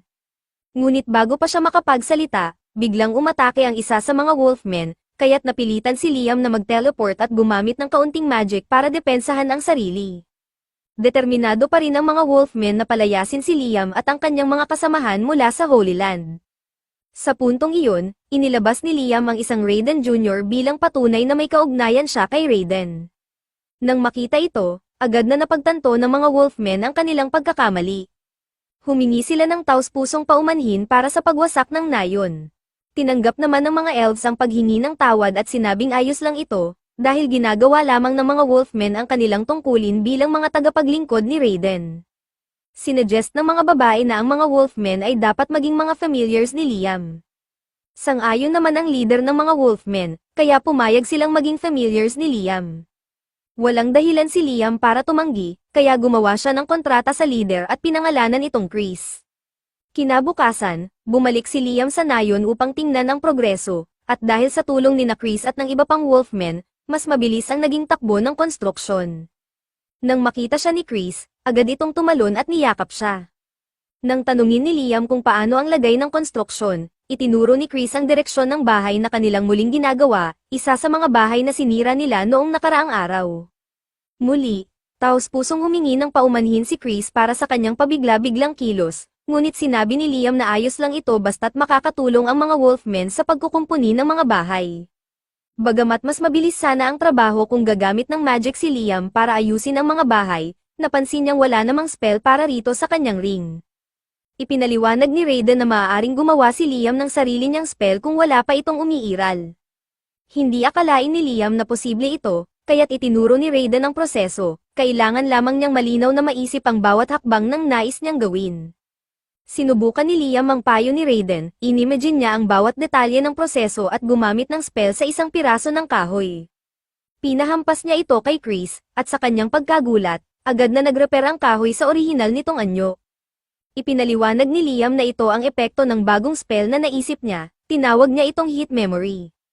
Ang spell na ito ay nagbibigay daan sa mga inanimate objects na manatili sa kanilang partikular na estado kahit ano pa ang mangyari. Gamit ang spell na ito, may tatayo at mapapanatili ang mga bahay kahit anong mangyari. Nang magtagumpay siya sa paggawa ng bagong spell, sinimulan ni Liam ang pag-eeksperimento sa iba't ibang uri ng magic. Sa proseso, nakabuo siya ng explosive magic missiles. Plano niyang ipagpatuloy ang paglikha ng mga bagong spell, ngunit bigla siyang tinawag dahil sa isang emergency, may mga tao na pumasok sa kanilang lupain at nangangaso ng mga pixies.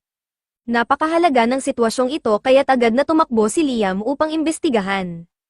Nang marating niya ang lugar, nakita niya ang mga intruders at hinaranggan ang kanilang daan. Binalaan niya ang mga ito na umalis dahil ang lugar na ito ay bahagi ng kanyang nation. Subalit, inisip ng mga lalaki na si Liam ay isa lamang walang kwentang bata, kaya't binaliwala nila ang babala at nagpatuloy sa kanilang ginagawa. Nang makita ni Liam na hindi bomb ibigay ang mga intruders, nagpaputok siya ng warning shot upang ipakita na hindi siya nagbibiro. Sa halip na umurong, nagalit ang mga kalalakihan at nagdesisyong umatake. Wala nang ibang pagpipilian si Liam kundi labanan sila. Sa huli, nag-api niya ang lahat ng sundalo, pagbalik niya sa nayon, pinasalamatan siya ni Reyna sa pagprotekta sa mga pixies. Ipinaliwanag ni Reyna na ang mga pixies ay dating nakatira sa kagubatan, ngunit kinailangan nilang tumakas matapos silang atakehin ng mga sundalong nagtangkang hulihin sila. Sinabi ni Liam sa mga pixies na malugod silang maaaring manatili sa lupaing iyon ng matagal hanggat gusto nila. Nag-alok din siyang gumawa ng mga familiar contract sa kanila. Dahil napakaraming pixies, ginugol ni Liam ang maraming oras sa pagbibigay ng mga pangalan, ngunit hindi nagtagal ay nauubusan na siya ng mga ideya para sa mga pangalan. Kinabukasan, tinawag ni Liam ang mga babae sa kanyang pocket dimension para magpulong.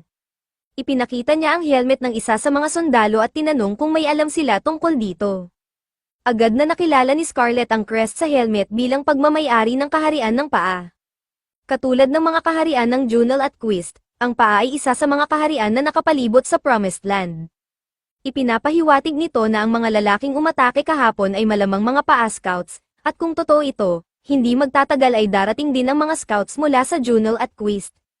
Ipinunto ni Scarlett na dati ay nahahati ang mga kahariang ito ng isang lambak, ngunit ngayon nawala na ang illusion barrier ni Raiden, maaaring sinusubukan nilang angkinin ang lupain para sa kanilang mga sarili. Para maiwasan ang ganitong sitwasyon, iminungkahi ni Scarlett na ang tanging paraan upang permanenteng mapigilan ang sinuman sa pag-angkin ng Promised Lands ay ang pagtatatag ni Liam ng isang bansa dito. Bagamat nag-aalangan, sumang-ayon si Liam, sinimulan ni Scarlett na alista ang mga kailangan upang makabuo ng isang bansa, lupa, tao, at kapangyarihan. Mayroon na si Liam ng lupa, at dahil sa tumataas niyang kasikatan, tiyak na maraming tao ang susunod sa kanya. Ang tanging problema na lang ay ang pagkakaroon ng sapat na military power upang maprotektahan ang lupain kahit wala siya roon. Sa puntong ito, nagboluntaryo si Chris na pangunahan ang depensa ng Promised Land. Nangako siyang papatayin ang sinumang tatangkang umatake. Bagamat hindi sang-ayon si Liam sa marahas na tono ni Chris, alam niyang ang mga Wolfmen ay natural na mahusay sa labanan. Kaya't nagdesisyon siyang ipagkatiwala ang seguridad ng lupain ito kay Chris at sa kanyang mga kasamahan. Sinabi ni Scarlett kay Liam na ang kailangan lang niyang gawin ay ipagpatuloy ang pagpapatayo ng kanyang nayon habang ipinapakita ang kanyang lakas sa pamamagitan ng pagtataboy sa mga kaaway. Sa kalaunan, mapagtatanto ng mga kalapit na kaharian na mas kapaki-pakinabang na makipag-alyansa sa kanya kaysa labanan siya.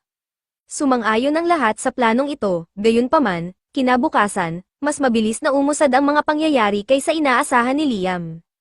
Dumating ang isang lalaki na nagpakilala bilang Leonardo, isang noble mula sa kaharian ng Jil, na ipinadala ng kanilang hari upang makipagkita kay Liam. Ipinaliwanag ni Leonardo na ang kaharian ng Jil ay ayaw makipaglaban kay Liam, kaya narito siya upang mag-alok ng alyansa. Bilang bahagi ng alok, handa ang hari ng Jil na ihandog ang kamay ni Princess Scarlett kay Liam sa kasal.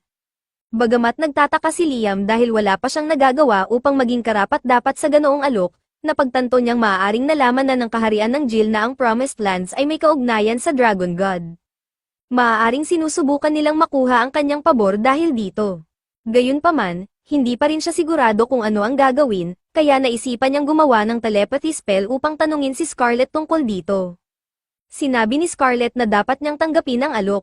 Kung sila'y magpakasal, makakabili sila ng hindi bababa sa kalahating taon para mapalawak ang kanilang bansa. Sinunod ni Liam ang kanyang payo at sinabi kay Leonardo na magiging karangalan niya ang pakasalan si Princess Scarlett.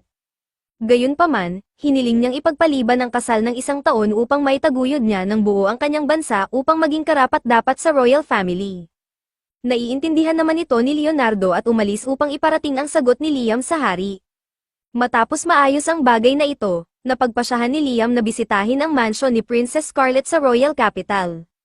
Dahil napakahaba ng biyahe, ginamit niya ang kanyang clone bilang escort ni Scarlett pabalik sa capital. Nang makarating ang clone, ginamit nito ang teleportation magic upang dalhin ang totoong Liam roon. Ngayon na nakarating na si Liam sa mansion ni Scarlett, maaari na siyang bumalik dito anumang oras. Ngunit dahil ito ang unang beses niyang makarating sa royal capital, ninais niyang mag-sightseeing. Gayunpaman, bilang pinuno ng ibang bansa, kailangang panatilihin ni Liam ang mababang profile upang maiwasan ang anumang hindi kinakailangang atensyon. Habang nasa mansion, inimbitahan ni Scarlett si Liam sa loob upang magtsaa. Ngunit bago pa man siya makapasok, naramdaman ni Liam ang presensya ng enerhiya ni Raiden na nagmumula sa lugar. Tinanong niya si Scarlett kung may anumang bagay sa loob na maaaring konektado kay Raiden. Napansin ni Scarlett na may isang bagay na tumutugma sa deskripsyong iyon, kaya't dinala niya si Liam sa cathedral ng mansion.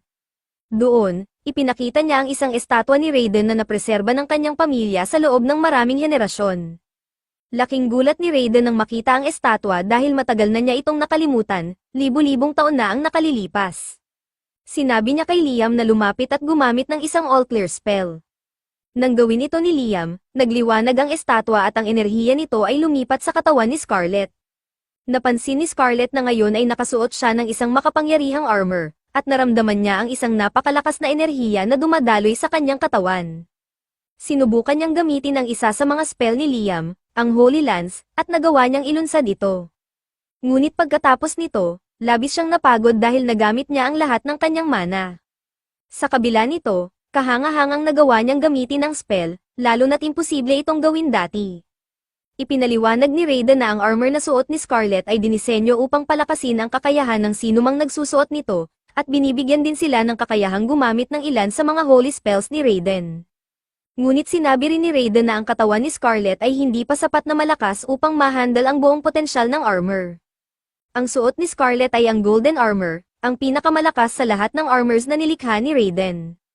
Ayon kay Raiden, maaaring kayanin ni Scarlet ang mga mababang ranggo ng armor, ngunit ang mga ito ay nawala na sa mga labanan sa nakaraan. Gayunpaman, hindi iyon problema kay Liam. Sinabi niya na kung nagawa ni Raiden ang armor noon, kaya niyang i-recreate ito upang magamit ni Scarlet ang kapangyarihan nito nang walang panganib. Nagustuhan ni Raiden ang sigasig ni Liam kaya sumang-ayon siyang tulungan ito sa paggawa ng armor. Ipinaalam niya kay Liam na ang unang kailangan ay ang High Mithril, isang bihirang materyal. Tinanong ni Liam si Scarlet kung kaya ba niyang kumuha ng High Mithril, at sinabi niyang hindi ito magiging problema. Sa ganoon, nagsimula agad si Liam sa trabaho, kasama ang gabay ni Raiden, upang muling likhain ang armor na angkop sa kakayahan ni Scarlet. Matapos ang ilang araw ng masipag na trabaho, sa wakas ay nagawa na ni Liam ang isang armor na akma para kay Scarlet. Binigay niya ito sa kanya upang subukan. Una, kailangan ni Scarlet na bumuo ng kontrata sa armor, kaya sinabi ni Liam na patakan ito ng kaunting dugo mula sa kanyang katawan. Matapos gawin ito ni Scarlet, muling binalot ng magic armor ang kanyang katawan. Sa pagkakataong ito, nagawa na niyang gamitin ang mga holy spells ni Raiden nang hindi nawawalan ng lakas.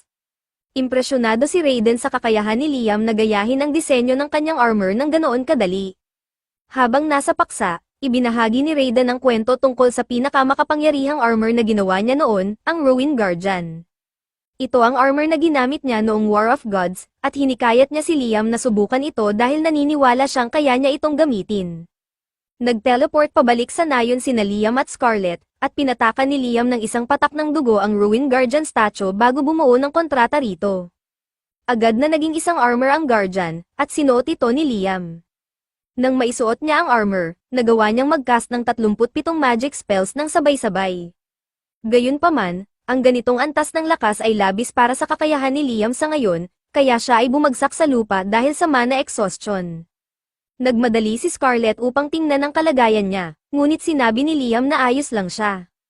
Labis ang paghanga ni Raiden sa tagumpay ni Liam, dahil sa kasaysayan, 3 tao lamang ang nakaligtas matapos magsuot ng Ruin Guardian armor, at si Liam ang unang taong nagawang mag-cast ng spell habang suot ito. Sinabi ni Raiden na kung tuluyang ma-master ni Liam ang armor na ito, magkakaroon siya ng kapangyarihang mamuno sa buong mundo. Nararamdaman ni Liam ang matinding pagod kaya ginamit niya ang ilan sa kanyang mana crystals upang makabawi ng enerhiya.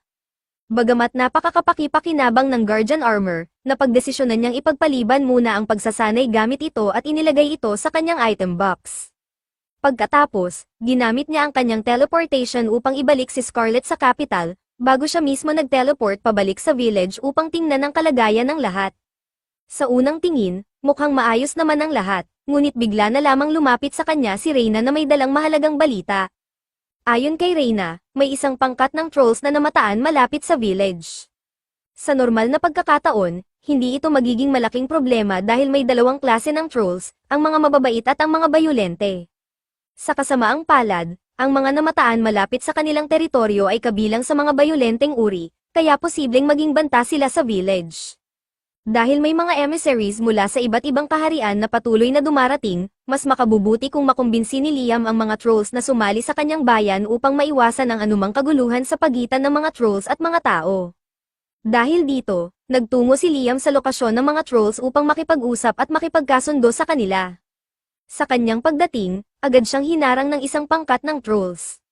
Lumapit ang pinuno ng mga ito at diretsong tinanong si Liam kung ano ang pakay niya sa kanilang teritoryo. Sa mahinahong paraan, Ipinaliwanag ni Liam na kasalukuyan siyang bumubuo ng isang nasyon at nais niyang kumbinsihin ang mga trolls na sumali sa kanya.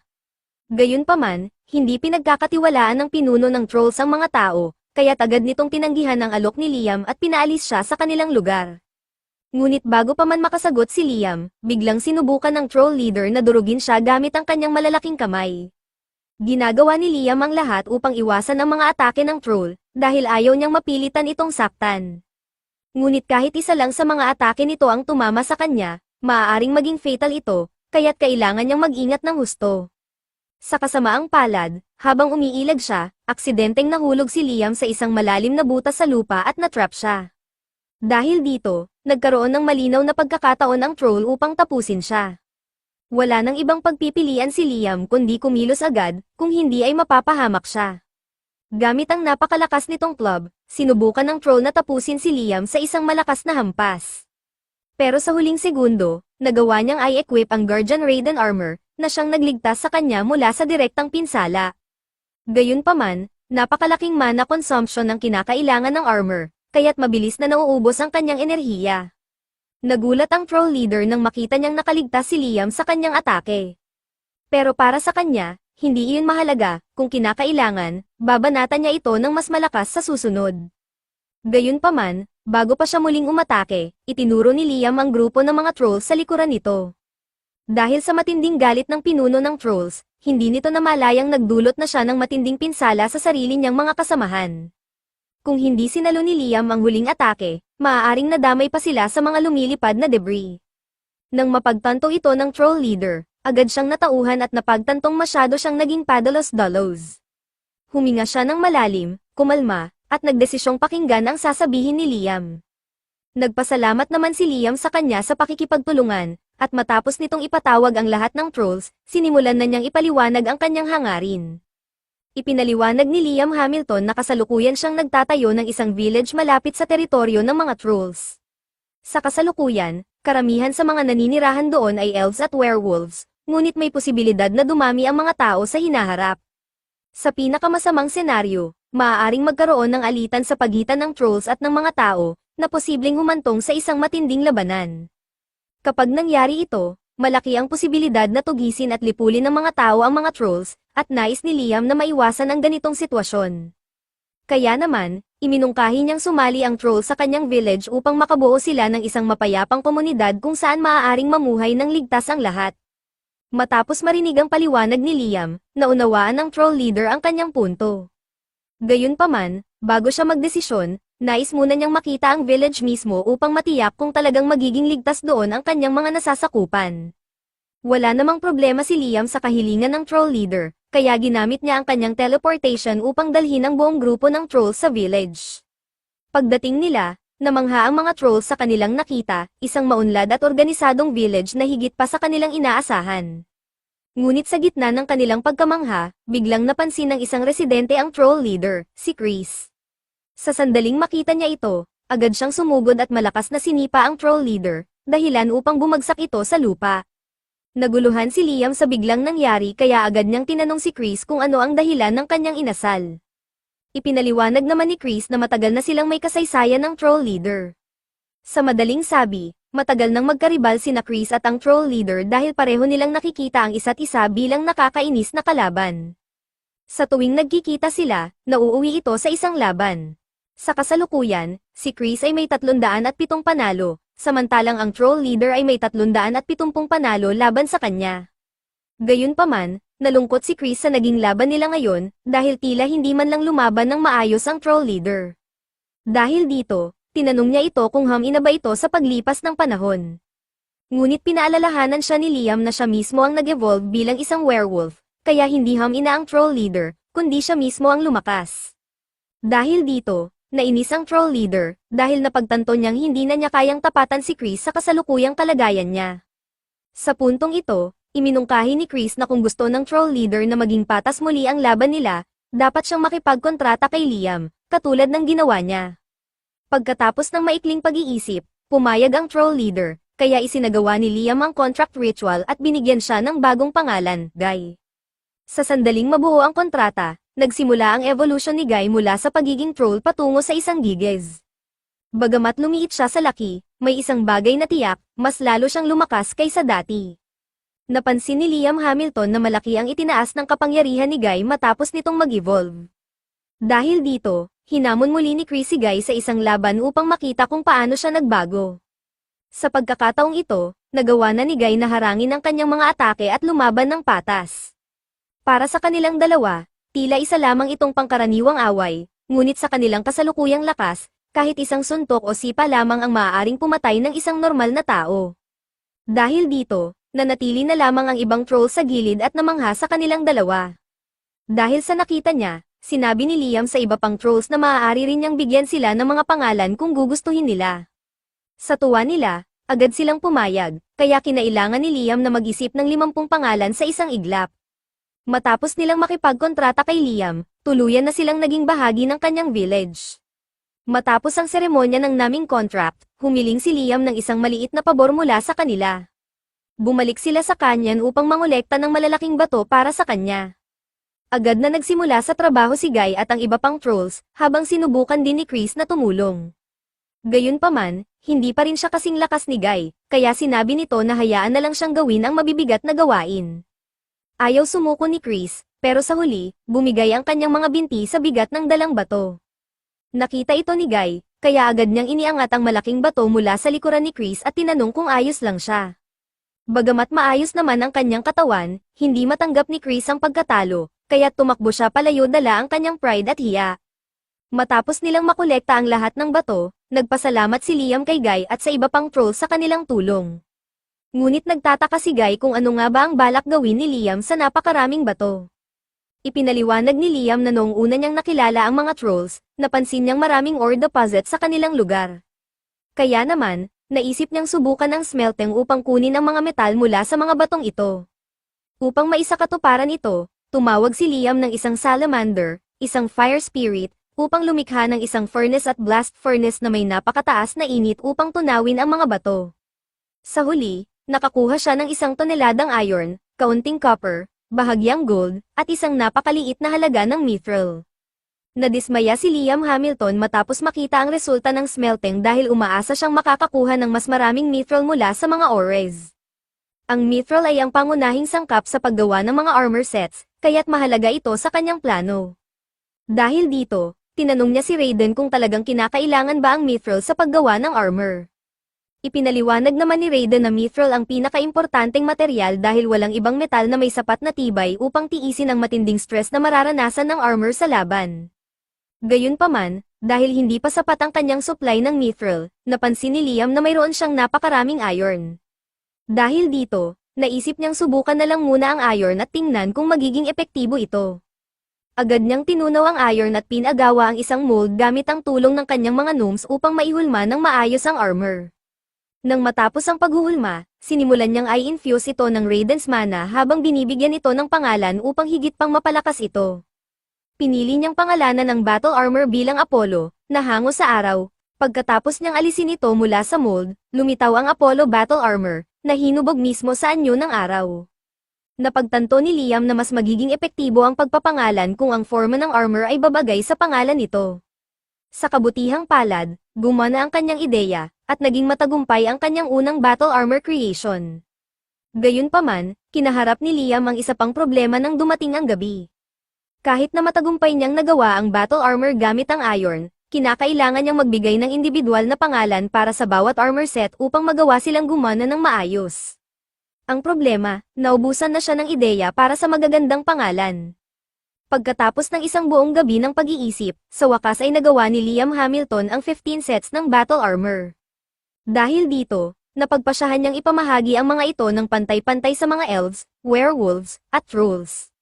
Nagtipon ang lahat sa labas upang subukan ang kanilang bagong battle armor sa pamamagitan ng mock battles, at parehong mukhang nag-e-enjoy sina Guy at Chris dahil mas lalo pa silang lumakas kaysa dati. Habang abala ang lahat sa kanilang pagsasanay, isang pangkat ng bandits ang napadpad sa kagubatan. Nang makita nila ang mga elves, agad nilang binalak na dukutin at ibenta ang mga ito para pagkakitaan. Ngunit tila kulang sila sa common sense, dahil kahit pa elves lang ang kanilang target, hindi man lang nila napansin na nasa paligid din ng isang pangkat ng trolls at werewolves, na tiyak na mas malakas kaysa sa kanila. Buong kumpiyansang idineklara ng pinuno ng bandits na kukunin nila ang mga elves, at hanggat susunod sila ng maayos, hindi sila masasaktan. Napaisip si Liam kung dapat ba siyang kumilos, pero bago pa man siya makagalaw, sinabi ni Reyna na hayaan niya ang mga elves mismo ang humarap sa sitwasyon. Tinawag niya ang isa sa pinakamahina nilang miyembro, si Mina, at inutusan siyang sugpuin ang mga bandits. Kung sa normal na pagkakataon, hindi man lang makakasakit si Mina ng kahit isang langaw, pero dahil sa battle armor na ibinigay sa kanya ni Liam, nagawa niyang patumbahin ang buong grupo ng bandit sa isang iglap. Namangha si Liam sa lakas na naibigay ng battle armor kay Mina. Kung makakagawa pa siya ng sapat na armor para sa lahat ng elves, hindi na nila kakailanganin pang umasa sa iba para ipagtanggol ang kanilang sarili. Ngunit nangangahulugan din ito na kailangan niyang makaisip ng mas marami pang pangalan para sa armor sets, isang bagay na mas lalong nagpapahirap sa kanya. Habang abala si Liam sa pag-iisip ng mga bagong pangalan, sinubukang lumusat ang pinuno ng bandits at ginamit siya bilang hostage. Sinigaw nito na dapat sundin siya ng lahat kung ayaw nilang mapahamak si Liam. Gayunpaman, walang ni isa sa mga residente ng village ang nag-react, alam nilang walang kakayahan ang bandit na saktan si Liam. Sa loob lamang ng isang segundo, isang power missile ang tumama sa panga ng bandit leader, dahilan upang ma-uppercut ito hanggang mawalan ng malay. Nang makita ito ng mga natitirang bandits, agad silang nagpanik at tumakas sa kagubatan, alam nilang wala silang laban kay Liam at sa kanyang hukbo. Kinagabihan, bumalik si Liam sa kanyang pocket dimension upang asikasuhin ang isang mahalagang bagay. Tumawag siya ng water spirits at sinabi sa kanila na nakolekta na niya ang maraming tubig dagat. Kaya naman, hiniling niya sa kanila na paghiwalayin ang asin mula sa tubig upang magamit ito ng mga tao sa village. Sumang-ayon naman ang mga water spirits, kaya sinimulan ni Liam ang pagbuhos ng tubig dagat habang sila ang baalang mag-purify nito. Ngunit, isang water spirit ang lumapit kay Liam dahil may nais itong sabihin. Sa una, hindi niya ito nakilala, pero ipinaliwanag ng water spirit na siya ang unang spirit na nakipagkontrata kay Liam. Nais lamang niyang magpasalamat, dahil mula nang ma-form ang kanilang kontrata, mas lalo siyang lumakas at nag-evolve. Sa katunayan, natutunan na rin niyang mag-possess ng physical objects, isang kakayahang nagsisimula mula sa mid-level spirits. Bagamat hindi gusto ng Spirit Monarch na masyadong makialam ang mga spirits sa mundo ng tao, naintriga si Liam nang malaman niyang may umiiral palang Spirit Monarch. Mas lalo pa siyang naging interesado nang marinig niyang may kakayahan ang water spirit na mag-possess ng mga kagamitan. Sa mid-level spirits, posible nang i-possess ang isang bagay, at ang mga spirit-possessed equipment ay kilalang napakalakas. Dahil dito, naisip ni Liam ang isang bagong eksperimento. Tinanong niya ang water spirit kung handa ba itong tumulong sa kanyang eksperimento, at agad itong pumayag. Binigyan muna niya ito ng pangalan, Zero, upang bigyan ito ng karagdagang buff. Pagkatapos, gumawa siya ng isang battle armor na may disenyo ng isang water spirit at pinasukan ito ni Zero. Matagumpay niyang nalikha ang kanyang unang spirit-possessed battle armor. Dahil dito, ginawa rin niya ang parehong proseso gamit ang fire spirits at nilikha ang 3 spirit-possessed armor sets. Ang mga ito ay ipinamahagi niya kina Reyna, Chris, at Guy. Dahil sa lakas ng mga bagong armor sets, muling lumakas ng husto ang kanilang kapangyarihan. Lahat sila ay handang gamitin ang kanilang bagong lakas upang paglingkuran si Liam. Habang ang layunin lamang ni Liam ay tiyakin ang kaligtasan ng kanyang village, hindi niya namalayang nakaipon na siya ng sapat na military power upang sakupin ang mga karatig nasyon kung gugustuhin niya. At ang mas nakakagulat, wala siyang balak huminto. Sa puntong ito, ang tanging mahalaga kay Liam ay ang kanyang pag-aaral at mastery ng magic. Ngayong maayos na ang lahat sa kanyang kingdom, napagpasyahan ni Liam na bumalik sa kanyang tahanan sa unang pagkakataon matapos ang mahabang panahon. Pagdating niya sa guild, sinalubong siya ni Jode at Asuna, na labis na nagalit sa kanya, hindi dahil sa anupaman, kundi dahil nawala siya ng ilang linggo nang walang paabi. Nagsorry si Liam Hamilton, ngunit ipinaliwanag niyang maraming bagay ang nangyari kaya nakalimutan niyang magbigay ng paalala sa kanila. Sinabi ni Asuna na huwag mag-alala dahil hindi naman ganoon kalaking issue iyon, at ang pinakamahalaga ngayon ay gusto lang nilang makuha ang pera na ipinagkatiwala sa kanya. Hindi agad naintindihan ni Liam kung ano ang tinutukoy nila, kaya ipinaalala ni Jode na ilang linggo na ang nakalipas nang humingi sila kay Liam ng tulong para mag-imbak ng pera para sa kanila. Nang una silang magtagpo ni Princess Scarlet, binigyan siya ng malaking halaga ng hush money para kay Leon. Kaya't nagdaos si Liam ng isang pulong kasama sila Jode at Asuna upang ipaalam sa kanila ito at upang ibigay ang kanilang bahagi, isang malaking chest na puno ng gintong barya. Habang tinitingnan ang perang ibinibigay ni Liam, nag-aalangan sina Asuna at Jode na tanggapin ang hush money, dahil hindi nila kayang magtago ng kahit isang lihim tungkol kay Liam. Ipinag-utos na lang ni Liam na tanggapin nila ang pera, dahil ayaw niyang magbigay ng utos o magpasya para sa kanila. Matapos ang ilang pag-aalinlangan, tinanggap din nila ang pera, ngunit nag-alala sila na baka hindi ligtas para sa kanila na bitbitin ang ganon karaming gintong barya. Kaya't nagdesisyon sila na iimbak na lang ito kay Liam hanggang sa kailanganin nila. Sumang-ayon si Liam at ibinigay sa kanila ang pera, ngunit nagtaka siya kung anong balak nilang gastusin ang lahat ng perang iyon. Hindi sumagot sina Jode at Asuna. Ngunit ilang sandali lang, dinala nila si Liam sa isang grimoire store at bumili ng grimoire para sa kanya bilang isang regalo. Tiningnan ni Liam ang grimoire at napansin niyang wala pa siyang nakitang ganitong klaseng spell bago. Agad siyang nagpasalamat kay Asuna at Jode sa pagiging maalalahanan. Matapos nito, nagpunta ang tatlo sa guild upang mag-catch up, at dito nila nalaman na Liam pala ay kasalukuyang nagtatayo ng isang nasyon. Ngayon ay naipaliwanag ni Liam kung bakit siya nawala ng matagal. Ngunit tanong niya sa kanila kung anong nais nilang gawin, pumili sila kung nais nilang sumama sa nasyon ni Liam o manatili sa bayan at magpatuloy sa pangangaso. Hindi mahirap para sa kanila ang magdesisyon, dahil saan man si Liam, doon sila pupunta. Masaya si Liam sa kanilang sagot, ngunit hindi pa sila makakabalik sa nasyon niya. May nais pa siyang gawin, kaya't babalik muna sila sa bayan dahil gusto niyang subukan ang grimoire na ibinigay sa kanya ng mga kaibigan. Ginamit ni Liam ang grimoire upang gamitin ang spell para sa dust box at magsimula ng mabilis na mastery training. Binanggit ni Liam na gusto niyang masterin ito, kaya paulit-ulit niyang inicast ang spell ng mabilis hanggang sa magawa niya ito ng perpekto at walang delay. Nagulat sina Jode at Asuna nang makita kung gaano kabilis na master ni Liam ang bagong spell, pero hindi nila alam kung ano talaga ang ginagawa nito. Ipinaliwanag ni Liam na ang spell ay tinatawag na dust box, at sa unang tingin, mukhang pareho ito sa item box dahil maaari kang maglagay ng mga bagay dito. Ngunit may isang malaking pagkakaiba, upang ipakita kung paano ito gumagana, kinuha ni Liam ang isang piraso ng isda at inilagay ito sa dust box sa loob ng 1 minuto. Nang ilabas niya ito, bulok na ito na parang inabot ng maraming araw. Namangha sina Asuna at Jode sa nakita nila at tinanong si Liam kung may gamit ba talaga ang spell na ito. Sa totoo lang, hindi rin niya maisip kung saan ito magiging kapaki-pakinabang, dahil tila wala namang silbi ang isang spell na nagpapabilis ng pagtanda ng mga bagay. Habang iniisip niya ito, napansin niya ang isang waitress na may dalang alak, at bigla siyang nagkaroon ng ideya. Tumakbo siya palabas, at makalipas ang 1 oras, bumalik siya dala ang isang bote ng freshly squeezed grape juice. Sinabi niya na kung lalagyan niya ito ng yeast at gagamitin ang dust box, posibleng mapabilis ang fermentation process at makagawa ng instant wine. Sinubukan nila ang kanyang plano, inilagay nila ang grape juice sa loob ng dust box sa loob ng 5 minuto, at nang kunin nila ito, naging high quality wine na ito. Hindi lang ito nakakamangha, ito ay isang game changer. Ang proseso ng wine fermentation, na karaniwang inaabot ng maraming taon, ay nagawa nila sa loob lamang ng ilang minuto.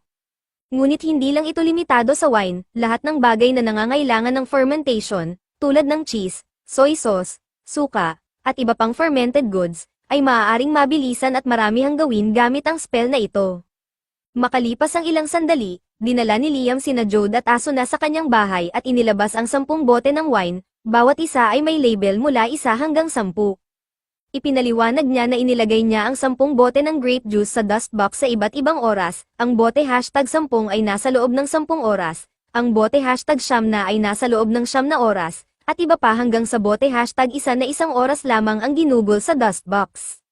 Ngayon, nais ni Liam na subukan nila kung may pagkakaiba ang lasa ng bawat isa. Dahil mahilig sa alak, masayang tumulong si Jode sa wine tasting. Kinuha niya ang unang bote, tumikim ng 1 higop, pagkatapos ay sumunod sa pangalawang bote, pangatlong bote, hanggang umabot siya sa pang-10 bote. Si Liam ay medyo mahilig sa alak sa kanyang nakaraang buhay, kaya't medyo naiinggit siya kay Jode, na siyang tanging nakakatikim ng wine. Matapos matikman ang lahat ng bote, tuwang-tuwang sinabi ni Jode na ang 1 oras sa dust box ay katumbas ng 1 taon ng fermentation, ibig sabihin, ang bote na nasa loob ng 1 oras ay lasang 1 taong gulang na alak, at ang bote na 10 oras ay parang 10 taong gulang na alak. Dahil dito, Napagtanto ni Liam na maaari niyang i-streamline ang kanyang produksyon gamit ang spell na ito. Samantala, naiinggit si Asuna dahil si Jode lang ang nakatikim ng wine, ngunit dahil 40 taong gulang na si Jode, siya lang ang may edad para uminom, samantalang sina Liam at Asuna ay masyado pang bata. Matapos ang kanyang eksperimento, dinala ni Liam sina Jode at Asuna sa kanyang nasyon at ipinakilala sila sa lahat. Madaling tinanggap sila ng mga residente, at bilang pagdiriwang sa kanilang pagdating, nagdaos ng isang malaking pista ang bayan upang salubungin sina Jode at Asuna. Iba't ibang species ang naghanda ng kanilang paboritong pagkain para sa pagdiriwang. Chris ang nagluto ng grilled lamb, Guy ang naghanda ng roast beef, at Rom naman ang gumawa ng mushroom soup. Hindi na napigilan ni Asuna ang sarili at agad siyang nagsimulang kumain, sabay na rin ang iba pa. Kinabukasan, dinala ni Liam ang lahat sa kagubatan upang mangolekta ng prutas para makagawa siya ng iba't ibang uri ng alak. Nakahanap sila ng maraming starfruit sa mga puno, kaya't Guy at Chris agad na nagkaroon ng paligsahan kung sino ang makakapitas ng pinakamaraming prutas. Ngunit biglang sumigaw si Reyna sa kanilang dalawa at pinigilan sila. Kung pipitasin nila ang lahat ng prutas ngayon, wala nang aanihin sa susunod na taon. Biglang nakarinig si Liam Hamilton ng isang sigaw mula sa kabilang panig ng kagubatan, kaya't mabilis siyang tumakbo upang alamin ang nangyayari. Laking gulat niya nang makita ang isang lalaki nakakagat sa isa sa mga trolls. Agad niyang ginamit ang power missiles upang itaboy ang lalaki palayo sa troll, ngunit bago pa niya ito maimbestigahan, mabilis itong tumakbo papasok sa kagubatan at naglaho. Samantala, lumapit si Guy upang suriin ang troll na nakagat, si Gun, ngunit napansin niyang tila nag-iiba ang kilos nito. Bigla itong naging marahas at sinubukang kagatin si Guy, kaya napilitan siyang pigilan ito. Naguguluhan si Guy sa nangyayari kay Gun, ngunit naisip ni Liam na maaaring ito ay isang status effect.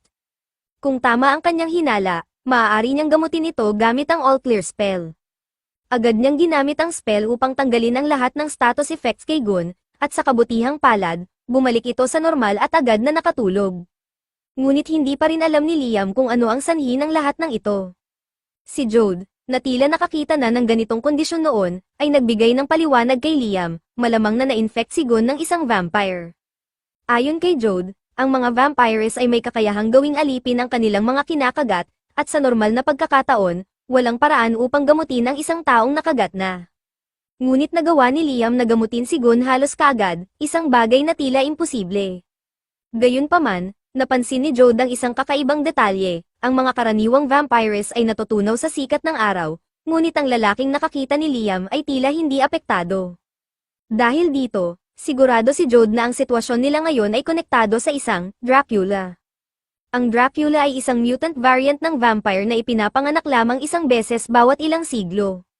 Sa ilalim ng pamumuno nito, ang ibang vampires ay nagiging mas malakas at nagkakaroon ng kakayahang mabuhay sa ilalim ng araw. Kung totoo ngang may isang Dracula sa likod ng lahat ng ito, nasa malaking panganib ang kanilang village. Dahil dito, napagdesisyonan ni Liam na magsagawa ng isang pagsisiyasat upang matukoy kung paano nila matutugunan ang banta ng mga vampires. Ipinadala niya ang isa sa kanyang mga scouts upang hanapin ang lokasyon ng mga vampires. Makalipas ang ilang oras, bumalik ang scout na may dala masamang balita. Natunton niya ang kuta ng mga vampires 10 kilometro sa hilaga, ngunit may isang napakalaking problema, may mahigit 10,000 vampires, at mabilis silang papalapit. Dahil sa dami ng mga ito, nagsimula ng magpanik ang mga residente ng village.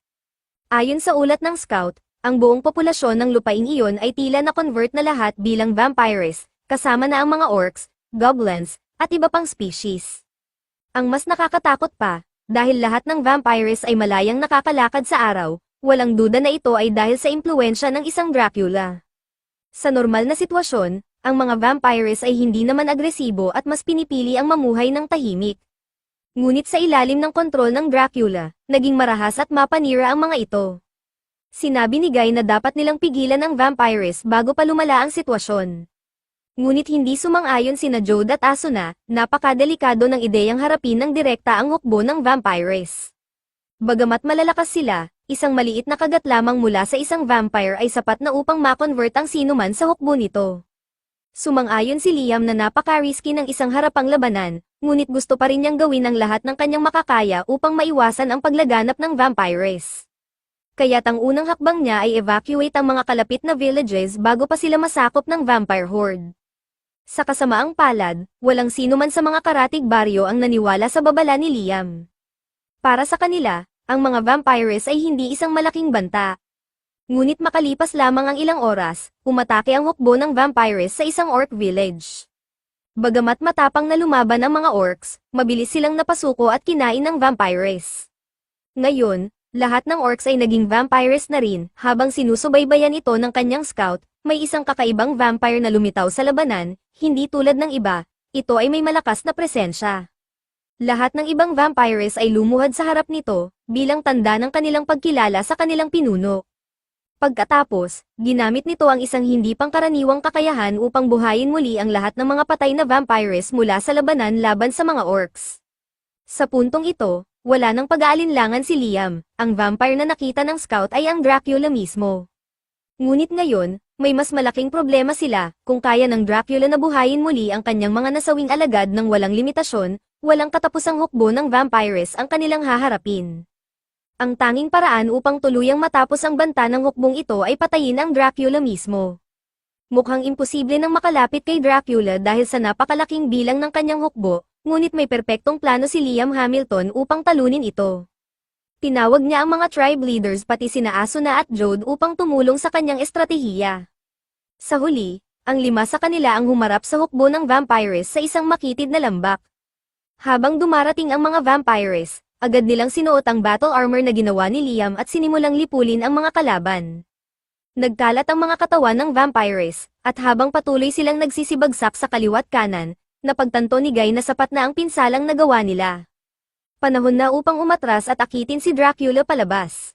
Siguradong sigurado, lumitaw si Dracula mismo sa harapan nila. Bago pa nito ma-revive ang kanyang mga nahulog na alagad, biglang lumitaw si Liam at agad siyang tini-teleport palayo. Nagulat si Dracula, paano nagawa ni Liam na ilipat siya ng pwesto laban sa kanyang kagustuhan. Lalong humanga si Dracula kay Liam at tinanong kung ano ang ginawa niya. Ipinaliwanag ni Liam na tini-teleport niya sila 100 kilometro palayo upang hindi na siya makapag-ugnayan sa kanyang hukbo. Naniniwala si Liam na matatapos ang kaguluhang ito kapag natalo niya si Dracula, ngunit bago magsimula ang kanilang laban, inalok muna niya ito ng mapayapang solusyon, huminto sa pag-convert ng ibang species bilang alipin at makipamuhay ng mapayapa. Tumanggi si Dracula, dahil hindi siya titigil hanggat hindi niya nakokonvert ang lahat ng mas mababang nilalang upang maging kanyang mga tagasunod. Dahil dito, wala nang ibang pagpipilian si Liam, inilunsad niya ang ilang power missiles kay Dracula.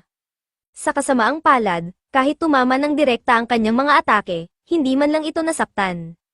Nag-disintegrate si Dracula at muling lumitaw sa likod ni Liam, subalit nagawa niyang mag-teleport palayo bago siya matamaan.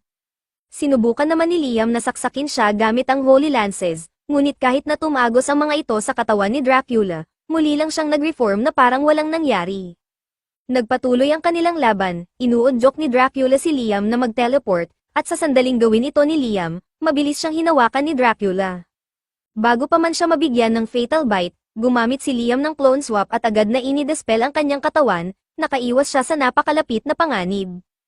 Alam niyang isang maling galaw lamang at magiging alipin na siya ng Dracula, kaya pinag-iisipan niyang gamitin ang Guardian Raiden Armor upang mapataas ang kanyang kapangyarihan. Ngunit kung gagamitin niya ito, mauubos ang kanyang mana, kaya hindi niya ito maaaring gamitin hanggat hindi siya sigurado sa isang tiyak na paraan upang talunin si Dracula. Sinubukan niyang gamitin ang lahat ng uri ng spells, ngunit wala ni isa ang gumana. Sinabi ni Dracula na walang silbi ang pagtuto ni Liam, dahil hindi siya maaaring sakta ni Liam anuman ang gawin niya. Si Dracula ay immortal, nasa labas siya ng mga batas ng mundong ito, kaya't hindi siya maaaring mamatay. Ang kanyang katawan ay isa lamang lalagyan upang ubusin ang life force ng iba, at hanggat umiiral ang mundo, mananatili siyang buhay. Napaisip si Liam sa sinabi ni Dracula, kung hindi siya buhay, hindi siya dapat sakop ng mga batas ng mga buhay na nilalang.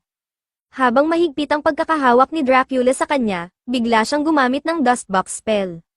Sa normal na pagkakataon, hindi maaaring ilagay ang mga buhay na nilalang sa Dustbox, ngunit dahil hindi buhay si Dracula, hindi siya sakop ng limitasyong ito. Sa isang iglap, naisara ni Liam ang Dustbox, na-trap si Dracula sa loob. Ngayon, ang tanging kailangan gawin ni Liam ay hintayin ang oras na lumipas, habang nasa loob ng Dustbox, mabilis na tatakbo ang panahon para kay Dracula hanggang maubos ang kanyang life force. Tumayo si Liam sa labas ng dustbox sa loob ng 10 oras, ibig sabihin, 10 taon ang lumipas para kay Dracula. Sa wakas, naupos ang kanyang enerhiya o maaaring nagsawa siya sa sobrang tagal, kaya napunta siya sa isang estado ng suspended animation. Sa ganitong paraan, matagumpay na natalo ni Liam si Dracula. Ito ang pagtatapos ng episode 7. Huwag kalimutang mag-subscribe upang hindi makaligtaan ang susunod na bahagi.